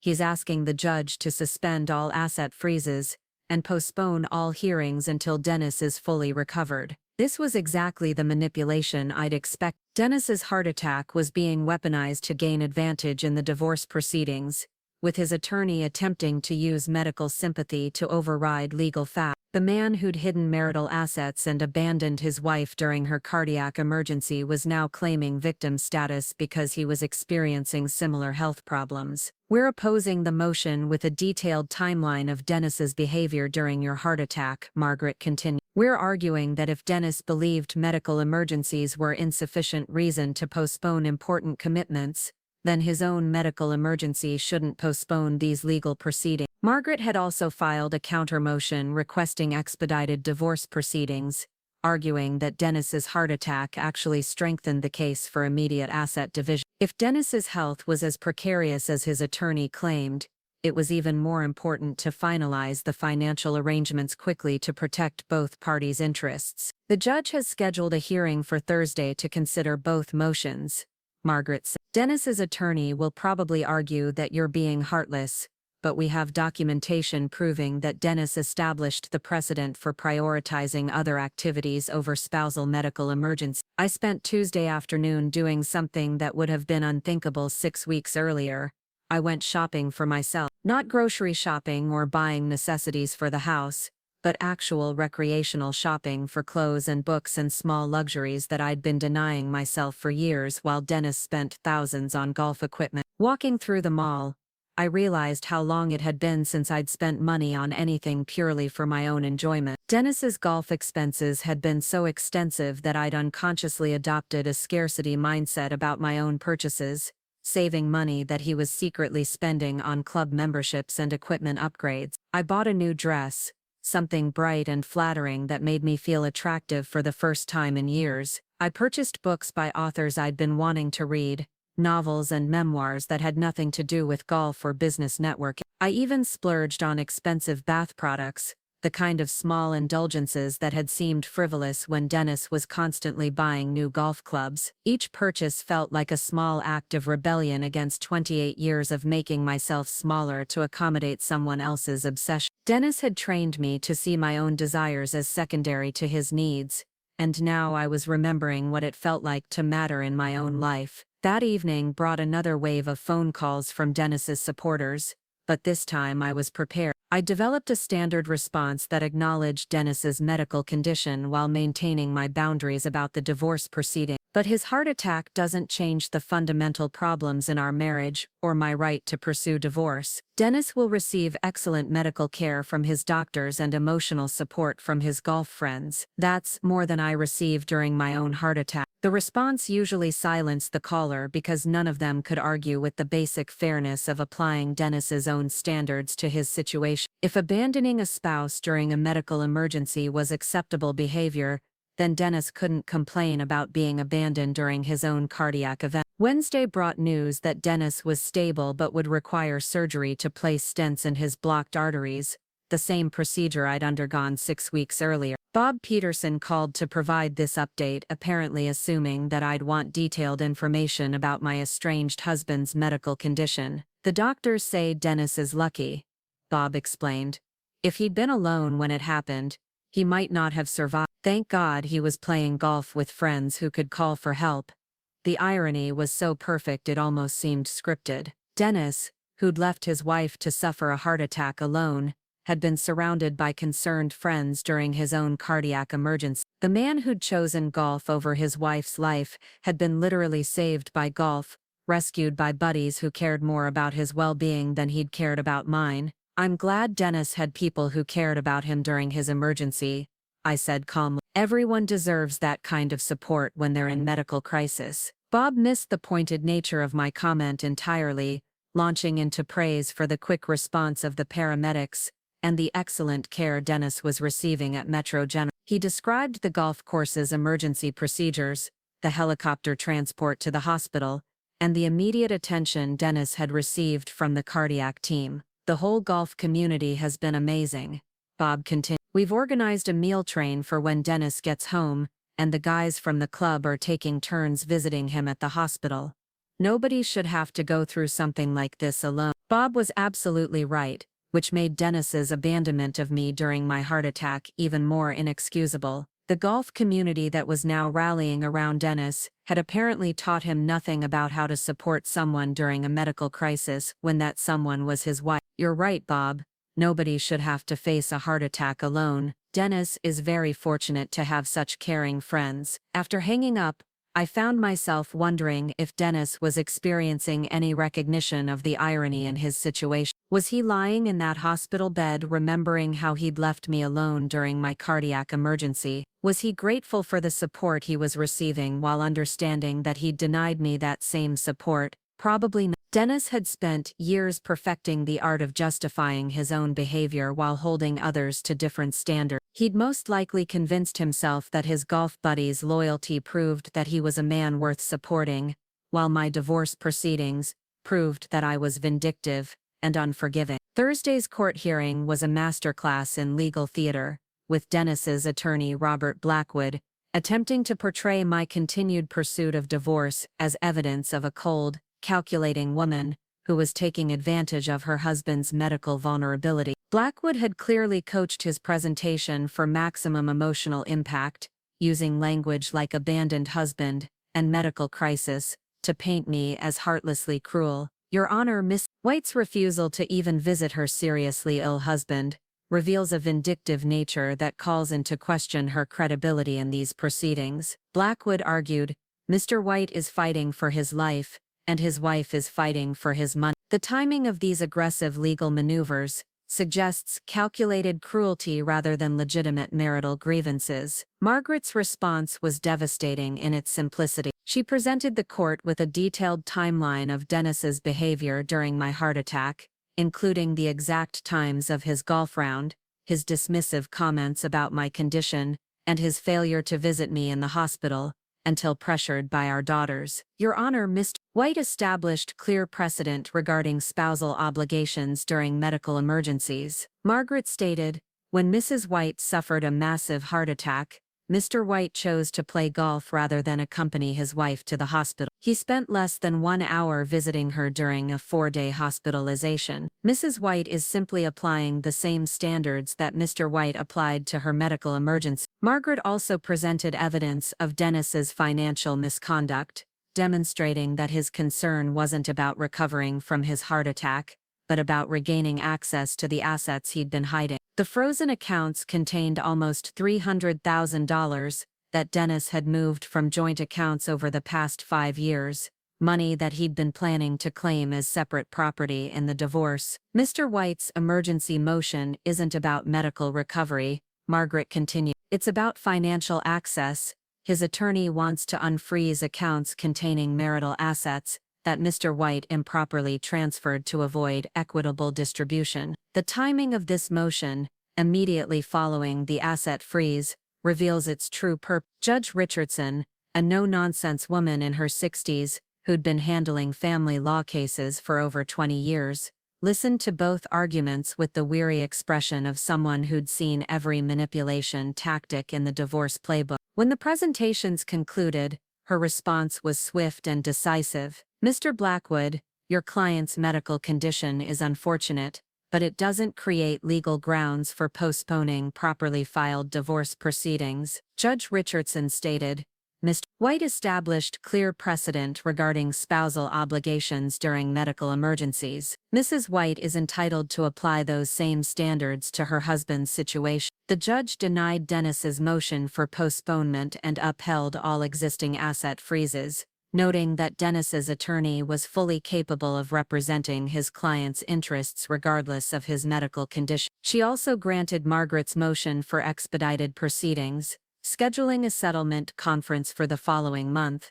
Ms. White has suffered significant emotional and financial harm due to her husband's pattern of prioritizing recreational activities over marital obligations. Judge Richardson concluded, the court sees no reason to further delay resolution of these issues, because Mr. White is now experiencing the type of medical emergency he previously dismissed as insufficient reason to modify his own plans. Leaving the courthouse, I felt a profound sense of vindication. The legal system had recognized what Dennis's golf buddies couldn't understand, that marriage vows apply equally to both spouses, and that a person can't abandon their obligations during their partner's crisis, while expecting those obligations to be honored during their own emergency. Margaret was practically glowing with satisfaction as we discussed the hearing's outcome. That was one of the most satisfying legal arguments I've ever made, she admitted. Dennis's own behavior during your heart attack created the perfect precedent for denying his emergency motion. He literally provided the legal framework for his own defeat. The hearing's outcome sent shockwaves through Dennis's social circle, according to the phone calls I received that evening. His golf buddies had apparently assumed that any reasonable judge would postpone divorce proceedings for a man recovering from a heart attack, and the decision to continue with the case had left them confused and angry. This is unbelievable, Joyce, Tom from the country club complained. No decent woman would pursue divorce while her husband is in the hospital. What kind of person are you? What kind of person was I?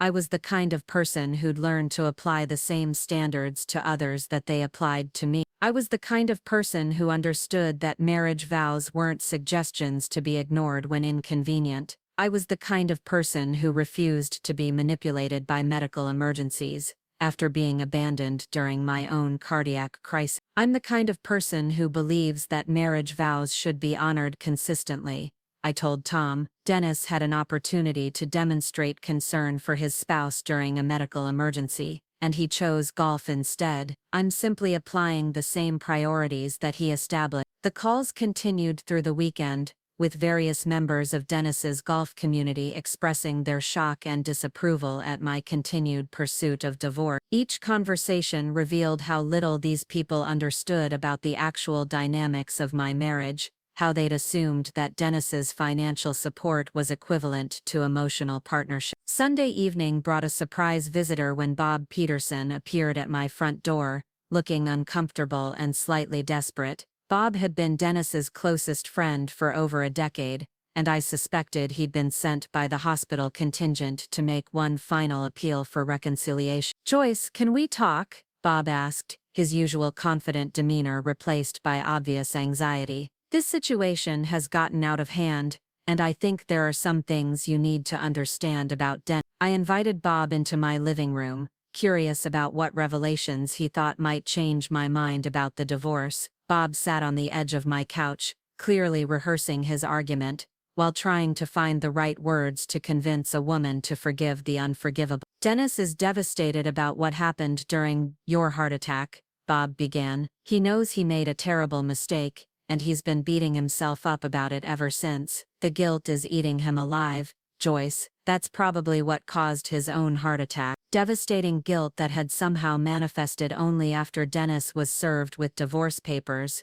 Guilt that had been completely absent during the 6 weeks between my heart attack and the legal proceeding. I found it interesting that Dennis's remorse had coincided so perfectly with the freezing of his hidden assets. Bob, if Dennis was truly devastated about abandoning me during my heart attack, he had 6 weeks to apologize and change his behavior. Instead, he spent that time planning golf trips and hiding money. His guilt seems very convenient now that he's facing financial consequences. Bob shifted uncomfortably, apparently recognizing the weakness in his argument. Look, Joyce, I know Dennis isn't perfect, but he's a good man who made a bad decision. Men sometimes don't know how to handle medical emergencies. We panic and do stupid things. The excuse that men couldn't be expected to behave appropriately during medical emergencies was wearing thin, especially since Dennis had managed to function perfectly well during his own cardiac event. He'd apparently known exactly how to handle Bob's emergency call for paramedics, how to follow the ambulance to the hospital, and how to communicate with medical staff about his condition. Bob Dennis handled his own medical emergency just fine. He knew how to call for help, how to get to the hospital, and how to advocate for his medical needs. He just couldn't be bothered to do those things for his wife. That's different, Joyce. When it's happening to you, adrenaline kicks in and you function automatically. When it's happening to someone else, especially someone you love, it's harder to think clearly. Someone you love. Bob's casual reference to Dennis loving me was almost laughable given the evidence of how that love had manifested in our marriage. 28 years of being treated like an inconvenience, hardly qualified as love in any meaningful sense of the word. Bob, love is demonstrated through actions, not words. Dennis's actions during my heart attack showed exactly how much he loves me. He chose golf over potentially saving my life. That's not panic or confusion, that's priority. Bob tried several other approaches during our conversation, ranging from appeals to my Christian forgiveness, to warnings about the financial difficulties I'd face as a divorced woman. He painted pictures of Dennis's lonely future, his regret over losing his family, and his desperate desire to make amends for his mistakes. Each argument revealed how little Bob understood about the fundamental issues in my marriage. He saw Dennis's golf obsession as a harmless hobby rather than a pattern of neglect, and he viewed my divorce as an overreaction to one bad day, rather than the culmination of decades of emotional abandonment. Joyce, Dennis has learned his lesson, Bob concluded desperately. This heart attack has been a wake-up call for him. He knows he needs to change, and he's committed to being a better husband. Can't you give him one more chance? One more chance. As if I hadn't given Dennis hundreds of chances over 28 years of marriage. As if I hadn't made countless excuses for his behavior while hoping he'd eventually prioritize our marriage over his golf game. The heart attack hadn't been a wake-up call for Dennis, it had been a wake-up call for me. Bob, I gave Dennis 28 years of chances. I gave him chances every time he missed a family dinner for golf,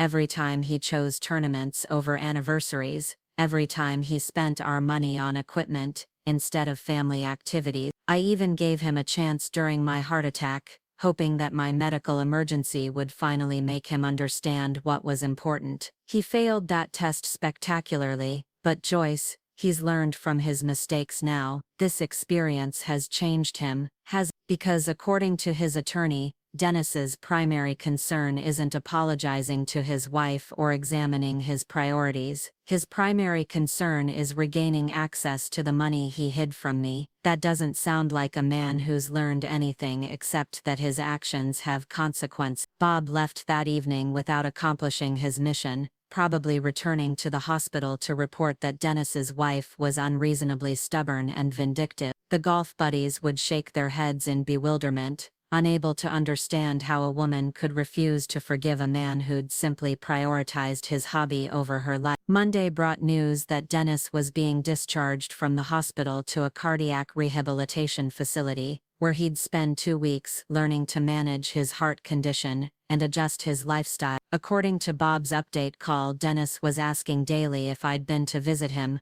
apparently unable to accept that his wife had no intention of resuming her caregiving role. He keeps asking the nurses if anyone named Joyce has called or stopped by, Bob reported. I think he's hoping you'll come around once you've had time to think about what's really important. What's really important? The phrase perfectly captured Dennis's inability to understand that he'd already demonstrated what was important to him, and it wasn't his marriage. His continued expectation that I'd eventually cave and resume my wifely duties showed that his heart attack hadn't changed his fundamental selfishness. Bob, Dennis had 6 weeks to think about what's really important. After my heart attack, he concluded that golf was more important than his wife's life.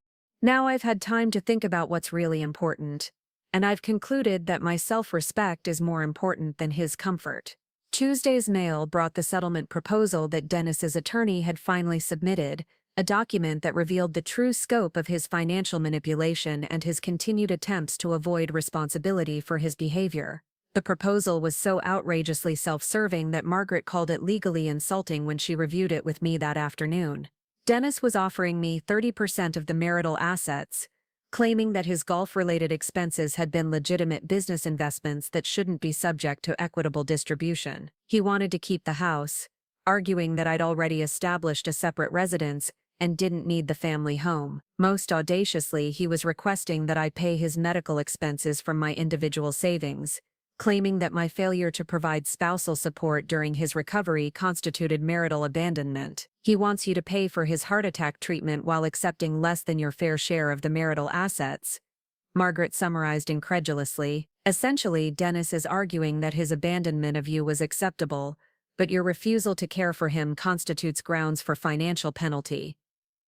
The settlement proposal confirmed everything I'd realized about Dennis's character during our marriage. Even while recovering from a heart attack, possibly facing his own mortality, he was primarily concerned with financial advantage and avoiding accountability for his behavior. The man was constitutionally incapable of genuine remorse or self-reflection. We're rejecting this proposal entirely and submitting our own counter-offer, Margaret declared. Given the evidence of financial misconduct and spousal neglect, we're requesting 60% of all marital assets, plus significant spousal support to compensate for your medical expenses and emotional distress. Our counter-proposal would also require Dennis to repay all money he'd transferred to individual accounts, reimburse the marital estate for his excessive golf expenses, and provide full financial disclosure of any additional hidden asset. If Dennis wanted to play hardball while recovering from a heart attack, he'd learn that his wife had become quite skilled at playing hardball too. The legal battle was just beginning, but I felt confident that justice would prevail. Dennis had spent years assuming that his wife would always prioritize his needs over her own well-being, that his financial support created unlimited license for emotional neglect. His heart attack had been an opportunity to demonstrate growth and remorse, but instead he doubled down on manipulation and self-interest. As I sat in my quiet house that Tuesday evening, reviewing the legal documents that would determine my financial future, I felt profound gratitude for the journey that had brought me to this point. Dennis's abandonment during my heart attack had been devastating, but it had also been liberating. It had finally shown me who my husband really was, and more importantly, it had shown me who I could become when I stopped making excuses for unacceptable behavior. Dennis could spend his cardiac rehabilitation period planning his legal strategy and calculating his financial losses. I would spend mine building a life where I mattered, where my needs came first, where love was measured by actions rather than words. The woman who'd nearly died alone on her kitchen floor was gone forever, replaced by someone who understood her own worth and refused to accept anything less than she deserved. 6 months later, I stood in the sunny kitchen of my new townhouse, sipping coffee from a mug that had never been broken by a woman having a heart attack while her husband worried about his golf schedule. The settlement had been finalized 3 weeks earlier, and I was still adjusting to the reality of my transformed life. The final negotiations had taken 4 months of legal maneuvering, during which Dennis had attempted every possible strategy to avoid the consequences of his 28 years of selfishness. Margaret had been brilliant throughout the process, systematically dismantling every argument Dennis's attorney had presented. the hidden assets were exposed and returned to the marital estate. The excessive golf expenses were documented and deducted from Dennis's share of the settlement. Most satisfying of all, the judge had ordered Dennis to pay my attorney fees, ruling that his pattern of financial deception had necessitated extensive legal intervention to protect my interest. In the end, I received 55% of our marital assets, plus 3 years of spousal support that would allow me to rebuild my financial independence without rushing into decisions motivated by economic pressure. The house on Maple Street had been sold, with the proceeds divided according to our settlement agreement. Dennis had been forced to liquidate his hidden investment accounts to fund his share of my settlement, effectively paying me with money he'd stolen from our marriage. The irony of Dennis's situation hadn't been lost on anyone involved in the legal proceedings. His heart attack, which he'd hoped would generate sympathy and delay the divorce, had actually expedited the process by demonstrating his mortality and the urgency of finalizing our financial arrangement. The man who'd spent years claiming that golf was essential for his business networking had been forced to resign from all his country club memberships to pay for his divorce settlement. My new townhouse was everything our old house hadn't been, designed for my comfort and preferences rather than Dennis's golf equipment storage needs. The kitchen had modern appliances and granite countertops that I'd chosen myself without considering whether they would complement a putting green in the backyard. The master bedroom had windows that overlooked a small garden where I'd planted flowers instead of maintaining a practice bunker. Most importantly, every room reflected my personality and interests rather than serving as a shrine to someone else's obsession. I'd filled the bookshelves with novels and biographies that had nothing to do with golf strategy. The walls displayed artwork I'd selected because it made me happy, not because it matched the golf memorabilia that had dominated our previous home's decor. The townhouse represented more than just a change of address. It was physical proof that I'd successfully extracted myself from a marriage that had been slowly suffocating my identity for decades. Every decision about furniture, paint colors, and room arrangements had been mine alone, and the resulting space felt more like home than anywhere I'd lived during my marriage to Dennis. My work life had also undergone significant changes since the divorce proceedings began. Word had spread through Riverside Hospital about my situation, and I'd been surprised by the support I'd received from colleagues who'd watched me struggle with the stress of Dennis's neglect for years. Maria from medical billing had confided that she'd been worried about my marriage long before my heart attack, noting how exhausted and defeated I'd seemed whenever Dennis's golf schedule conflicted with family events. Sarah Chen, the cardiologist who'd treated my heart attack, had been particularly supportive during my recovery and divorce proceeding. She'd seen too many women sacrifice their health and happiness trying to maintain marriages with men who viewed their wives as domestic staff rather than equal partners. During one of my follow-up appointments, she'd made an observation that had stayed with me throughout the legal battle. Joyce,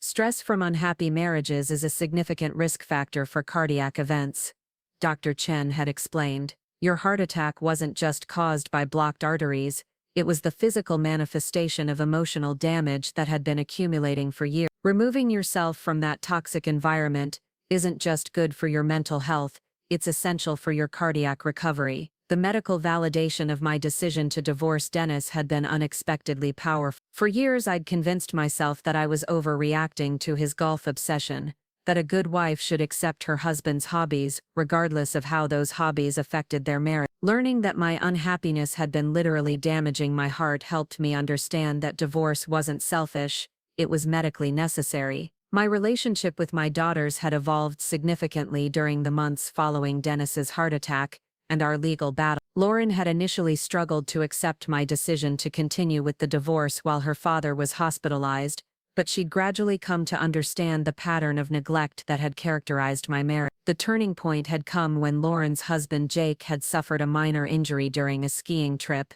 and Lauren had immediately rearranged her work schedule to care for him. I can't imagine choosing anything over Jake's well-being when he needed me, Lauren had admitted during one of our phone conversations. Seeing how naturally I dropped everything to help him made me realize how wrong it was for Dad to choose golf over your heart attack. You deserved the same immediate concern that I showed Jake, but Dad couldn't even be bothered to drive you to the hospital. Ashley had remained consistently supportive throughout the entire process, even flying in from Denver to attend the final settlement conference as moral support. My younger daughter had always been more emotionally perceptive than Lauren, and she'd recognized years earlier that Dennis's golf obsession was symptomatic of deeper character flaws rather than a harmless hobby that got out of hand. "I'm proud of you for choosing yourself, Mom," Ashley had said after the settlement was finalized. "You spent 28 years being Dennis's supporting character in his golf fantasy. Now you get to be the protagonist of your own life story." Being the protagonist of my own life story had required learning skills I'd forgotten I possessed. Simple decisions like what to have for dinner,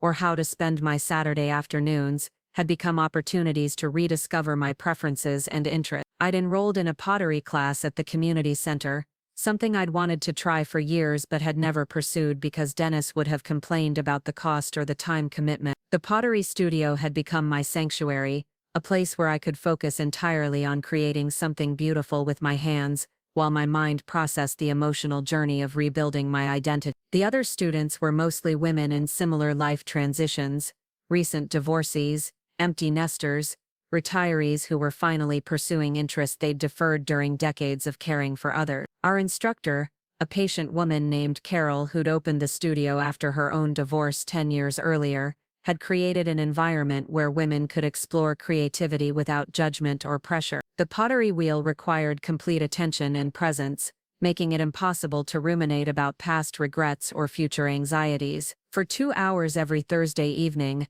I existed entirely in the moment, shaping clay while simultaneously reshaping my understanding of who Joyce White could become. The financial independence that came with the divorce settlement had been liberating in ways I hadn't anticipated. For the first time in my adult life, I had money that was unequivocally mine, free from Dennis's oversight or criticism. The settlement had included a substantial lump sum plus ongoing spousal support, creating a financial cushion that allowed me to make choices based on my desires rather than economic necessity. I'd used some of the money to travel, taking a solo trip to Italy that I'd dreamed about for years but had never pursued because Dennis insisted that any vacation budget should be spent on golf resorts where he could play while I sat by the pool reading. Walking through the streets of Florence and Rome, visiting museums and cafes without considering anyone else's schedule or preferences, had been a revelation about the possibilities that opened up when you stopped living your life in service to someone else's obsession. The Italian trip had also been my first experience traveling as a confident,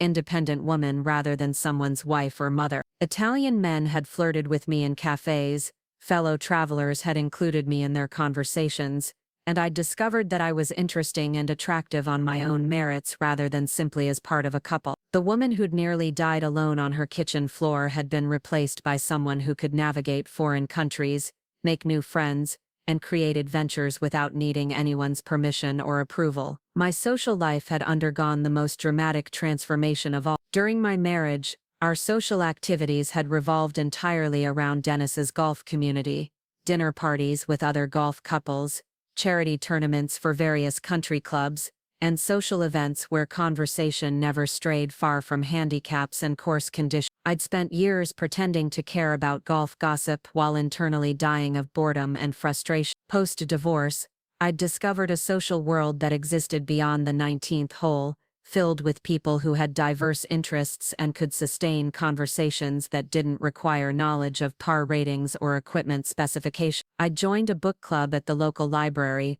where passionate discussions about literature replaced endless debates about golf strategy. The women in the book club were intellectually curious, emotionally supportive, and refreshingly free from the competitive dynamics that had characterized the golf wives' social circle. I'd also reconnected with friendships that had been neglected during my marriage, because they'd conflicted with Dennis's golf schedule or hadn't aligned with his social ambition. My college roommate Patricia had remained a constant source of support throughout the divorce proceedings, but I'd also reached out to other women whose friendships had been casualties of my devotion to Dennis's priority. The process of rebuilding these relationships had been humbling and healing. Several friends admitted they'd been concerned about my marriage for years but hadn't known how to express their worries without seeming judgmental or intrusive. Others shared their own stories of relationship challenges, creating bonds of mutual support that had been impossible when I'd been pretending that my marriage was fine. One of the most meaningful new relationships in my life had developed with Margaret Thornton, my divorce attorney, who'd become a mentor and friend rather than just legal representation. Margaret had invited me to join a support group she facilitated for women going through high-conflict divorces, where I'd met other women who were extracting themselves from marriages that had become emotionally or financially abusive. The support group had shown me that my experience with Dennis wasn't unique. Many women had spent decades accommodating husbands who'd treated their wives' needs as inconveniences, while demanding unlimited support for their own interests. Some had been married to men obsessed with sports, others to workaholics who'd prioritized career advancement over family relationships, and still others to men who'd used hobbies or addictions to avoid emotional intimacy. What we all shared was the experience of loving someone who was incapable of reciprocating that love in any meaningful way, and the gradual awakening to the reality that we deserved better treatment than we'd been accepting. The group provided a safe space to process the grief of losing marriages that had never actually provided the partnership we'd thought we were building. Dennis's post-divorce life had become a cautionary tale that periodically reached me through mutual acquaintances or our daughter's update. His cardiac rehabilitation had been successful from a medical standpoint, but he'd struggled to adapt to the lifestyle changes required for long-term heart health. The stress of the divorce proceedings had apparently interfered with his recovery, and his golf game had suffered accordingly. More significantly, Dennis had discovered that his golf buddies' loyalty was contingent on his continued membership in their exclusive social circle. Once he'd been forced to resign from Willowbrook Country Club and the other courses where he'd built his network, his invitations to social events and golf outings had dried up dramatically. The men who'd rallied around him during his heart attack had apparently lost interest once he could no longer afford to participate in their expensive recreational activities. The revelation that his golf friendships were essentially transactional had been devastating for Dennis, according to Lauren's report. He'd assumed that the bonds forged over shared rounds and tournament victories represented genuine relationships, but he'd learned that his value to these men had been tied to his ability to pay for expensive golf trips and entertaining at exclusive venues. Dennis had been forced to find employment with a different pharmaceutical company after his recovery, taking a significant pay cut that reflected his reduced networking capabilities and damaged professional reputation. The golf courses where he'd cultivated client relationships for years were no longer accessible, and his new employer had been unimpressed with his claims that golf skills were essential for pharmaceutical sales success. The financial constraints of his post-divorce life had forced Dennis to confront the actual cost of his golf obsession for the first time. Without access to marital assets he could discreetly redirect toward equipment purchases and club fees, he'd been forced to choose between golf expenses and basic living costs. The man who'd spent $30,000 annually on golf during our marriage was now playing municipal courses and buying used equipment. Perhaps most tellingly, Dennis had apparently attempted to reconcile with me several times during the months following our divorce finalization. He'd sent flowers on my birthday with a card expressing regret for his mistakes and hope for rebuilding our relationship. He'd called on our wedding anniversary to reminisce about happier times and suggest that we could recapture what we'd lost if we both tried harder. Each attempt at reconciliation had revealed Dennis's fundamental inability to understand what had gone wrong in our marriage. His apologies focused on specific incidents like his behavior during my heart attack, but he never acknowledged the pattern of emotional neglect that had characterized our entire relationship. He seemed to believe that expressing regret for his worst moments would erase 28 years of treating me like a supporting character in his golf fantasy. I'd responded to his reconciliation attempts with polite but firm rejections, making it clear that our marriage was irretrievably over and that I had no interest in resuming any form of romantic relationship with him. The woman who'd spent decades hoping Dennis would change had finally accepted that change was impossible for someone who couldn't even accurately identify his flaws. The most recent communication from Dennis had come through Lauren, who'd reported that her father was dating someone new, a woman he'd met at cardiac rehabilitation who apparently shared his interest in golf. According to Lauren's description, Dennis's new girlfriend was significantly younger than me and had never been married, making her unlikely to have developed the assertiveness that comes from years of accommodation and disappointment. I felt genuine pity for Dennis's new girlfriend, understanding that she was probably experiencing the charming, attentive version of Dennis that had swept me off my feet 30 years earlier. She would gradually discover that his charm was a surface quality that couldn't sustain itself once the novelty wore off and his true priorities emerged. If she was lucky, she'd recognize the warning signs before investing decades in trying to change someone who was fundamentally incapable of putting anyone else's needs before his own. My own romantic life had been an unexpected source of joy and discovery. I'd initially assumed that dating in my 50s would be impossible or undesirable, that I was too old and too damaged by my marriage to attract healthy, interesting men. The reality had been surprisingly different, with online dating revealing a world of accomplished, emotionally available men who were seeking genuine partnership rather than domestic convenience. My first serious relationship post-divorce had been with Robert, a recently retired teacher who'd been widowed 3 years earlier. Robert had been everything Dennis wasn't: emotionally present, genuinely interested in my thoughts and feelings, and capable of having conversations that weren't centered on his own interests. He'd listened with genuine horror to the story of my heart attack and Dennis's abandonment, unable to comprehend how any husband could choose recreational activities over his wife's medical emergency. "Joyce, what you've described isn't a marriage," Robert had said during one of our early conversations. "That's a business arrangement where you provided domestic services in exchange for financial support. Marriage is supposed to be a partnership where both people prioritize each other's well-being." Robert and I had dated for several months before mutually deciding that we were better suited as friends than romantic partners. The relationship had been healing and educational, proving that I was capable of attracting men who valued my intelligence and independence, rather than seeing me as someone whose needs could be ignored with impunity. My current relationship with David, a cardiologist who worked at a different hospital than my employer, had developed slowly and organically through our shared participation in the book club where we'd initially met. David was divorced himself, having ended his marriage 5 years earlier when his ex-wife's spending addiction had created insurmountable financial and emotional stress. David understood the complexity of extracting yourself from a toxic marriage, and he'd never pressured me to move faster than felt comfortable. Our relationship was built on mutual respect,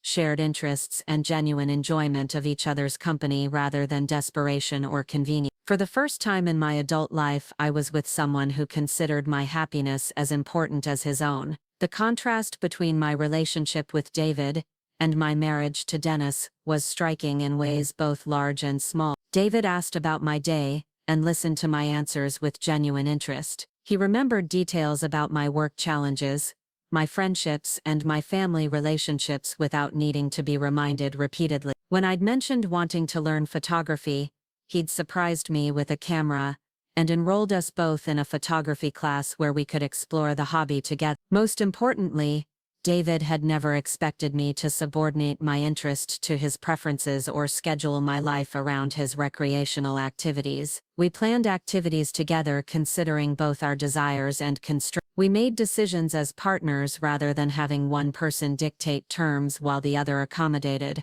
It was the kind of relationship I'd thought I was building with Dennis 30 years earlier, before his golf obsession had gradually eroded our partnership into a caretaking arrangement. My health had improved dramatically since finalizing the divorce and beginning my new life. The stress-related symptoms that had plagued me during my marriage, frequent headaches, digestive issues, and sleep problems, had resolved completely once I'd removed myself from the toxic dynamic of trying to maintain a relationship with someone who was fundamentally unavailable. My cardiac health remained stable with regular monitoring and medication, but Dr. Chen had noted significant improvements in my blood pressure and stress indicators since my divorce. The emotional healing that came with choosing myself had translated into measurable physical benefits, validating her assertion that my marriage had been literally damaging my health. I'd also developed a regular exercise routine that had nothing to do with trying to look attractive for a husband who barely noticed my appearance. Instead, my fitness goals were focused on maintaining the strength and energy needed to fully enjoy my new independence. I joined a hiking group that explored state parks throughout Ohio, discovering a love for outdoor activities that didn't require membership in exclusive clubs or expensive equipment. The financial security provided by my divorce settlement had allowed me to reduce my work hours at the hospital, transitioning to a part-time schedule that gave me more time for personal pursuits, while maintaining the health insurance and professional identity that were important to me. The decision to work less had been liberating, proving that I could prioritize my own well-being without sacrificing financial stability. My relationship with my daughters had deepened significantly, as they'd watched me transform from a woman who accommodated everyone else's needs into someone who valued her own happiness. Both Lauren and Ashley had expressed pride in my courage to leave an unhappy marriage and build a life that reflected my actual values and interests. Lauren had even begun questioning some of the relationship dynamics in her own marriage,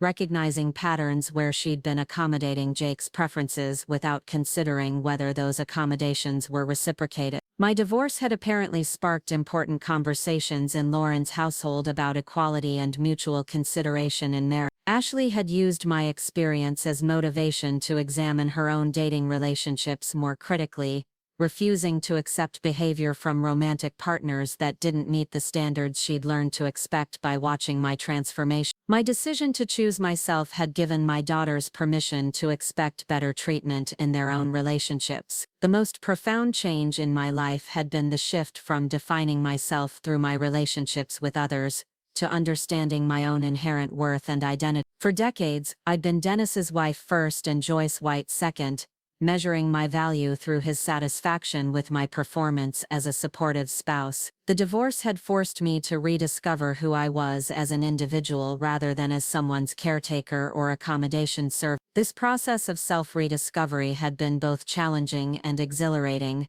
requiring me to make decisions based on my own preferences rather than someone else's expectation. Simple choices like what to watch on television or how to spend my weekend had become opportunities to explore aspects of my personality that had been suppressed during my marriage. I discovered that I enjoyed activities Dennis had dismissed as boring or frivolous: art museums, live theater, classical music concerts, and literary discussion. I developed friendships with people Dennis wouldn't have approved of because they didn't contribute to his professional networking or social status. I'd traveled to places that interested me rather than destinations chosen for their golf facility. Most importantly, I'd learned to trust my own judgment about people and situations, rather than deferring to someone else's assessment. The woman who'd spent years making excuses for Dennis's behavior and convincing herself that his neglect was normal, had been replaced by someone who could recognize red flags and enforce boundaries without guilt or apology. As I sat in my sunny kitchen that morning reviewing the journey that had brought me from nearly dying alone during a heart attack to building a life of genuine independence and joy, I felt profound gratitude for the courage I'd found to choose myself over a toxic marriage. The woman who'd been abandoned by her husband during a medical emergency had become someone who would never again accept treatment that didn't reflect her inherent worth and dignity. The coffee in my unbroken mug had grown cold while I'd been lost in reflection, but the warmth in my chest had nothing to do with the temperature of my beverage. It was the warmth of self-respect, of a life chosen rather than endured, of relationships built on mutual consideration rather than one-sided accommodation. Dennis could keep his golf courses, his new girlfriend, and his reduced circumstance. I had something far more valuable: the knowledge that I was strong enough to save my own life when the person who'd promised to love and protect me chose his hobby instead. I was Joyce White, heart attack survivor, divorce victor, and finally protagonist of my own story. The future stretched ahead of me like an uncharted fairway, full of possibilities I was free to explore without asking anyone's permission or considering anyone else's schedule. And unlike Dennis's golf game, my new life had no par to meet, no handicap to overcome, and no scorecard to determine my worth. I was playing by my own rules now, and I was winning. Up next, you've got 2 more standout stories right on your screen. If this one hit the mark, you won't want to pass these up. Just click and check them out.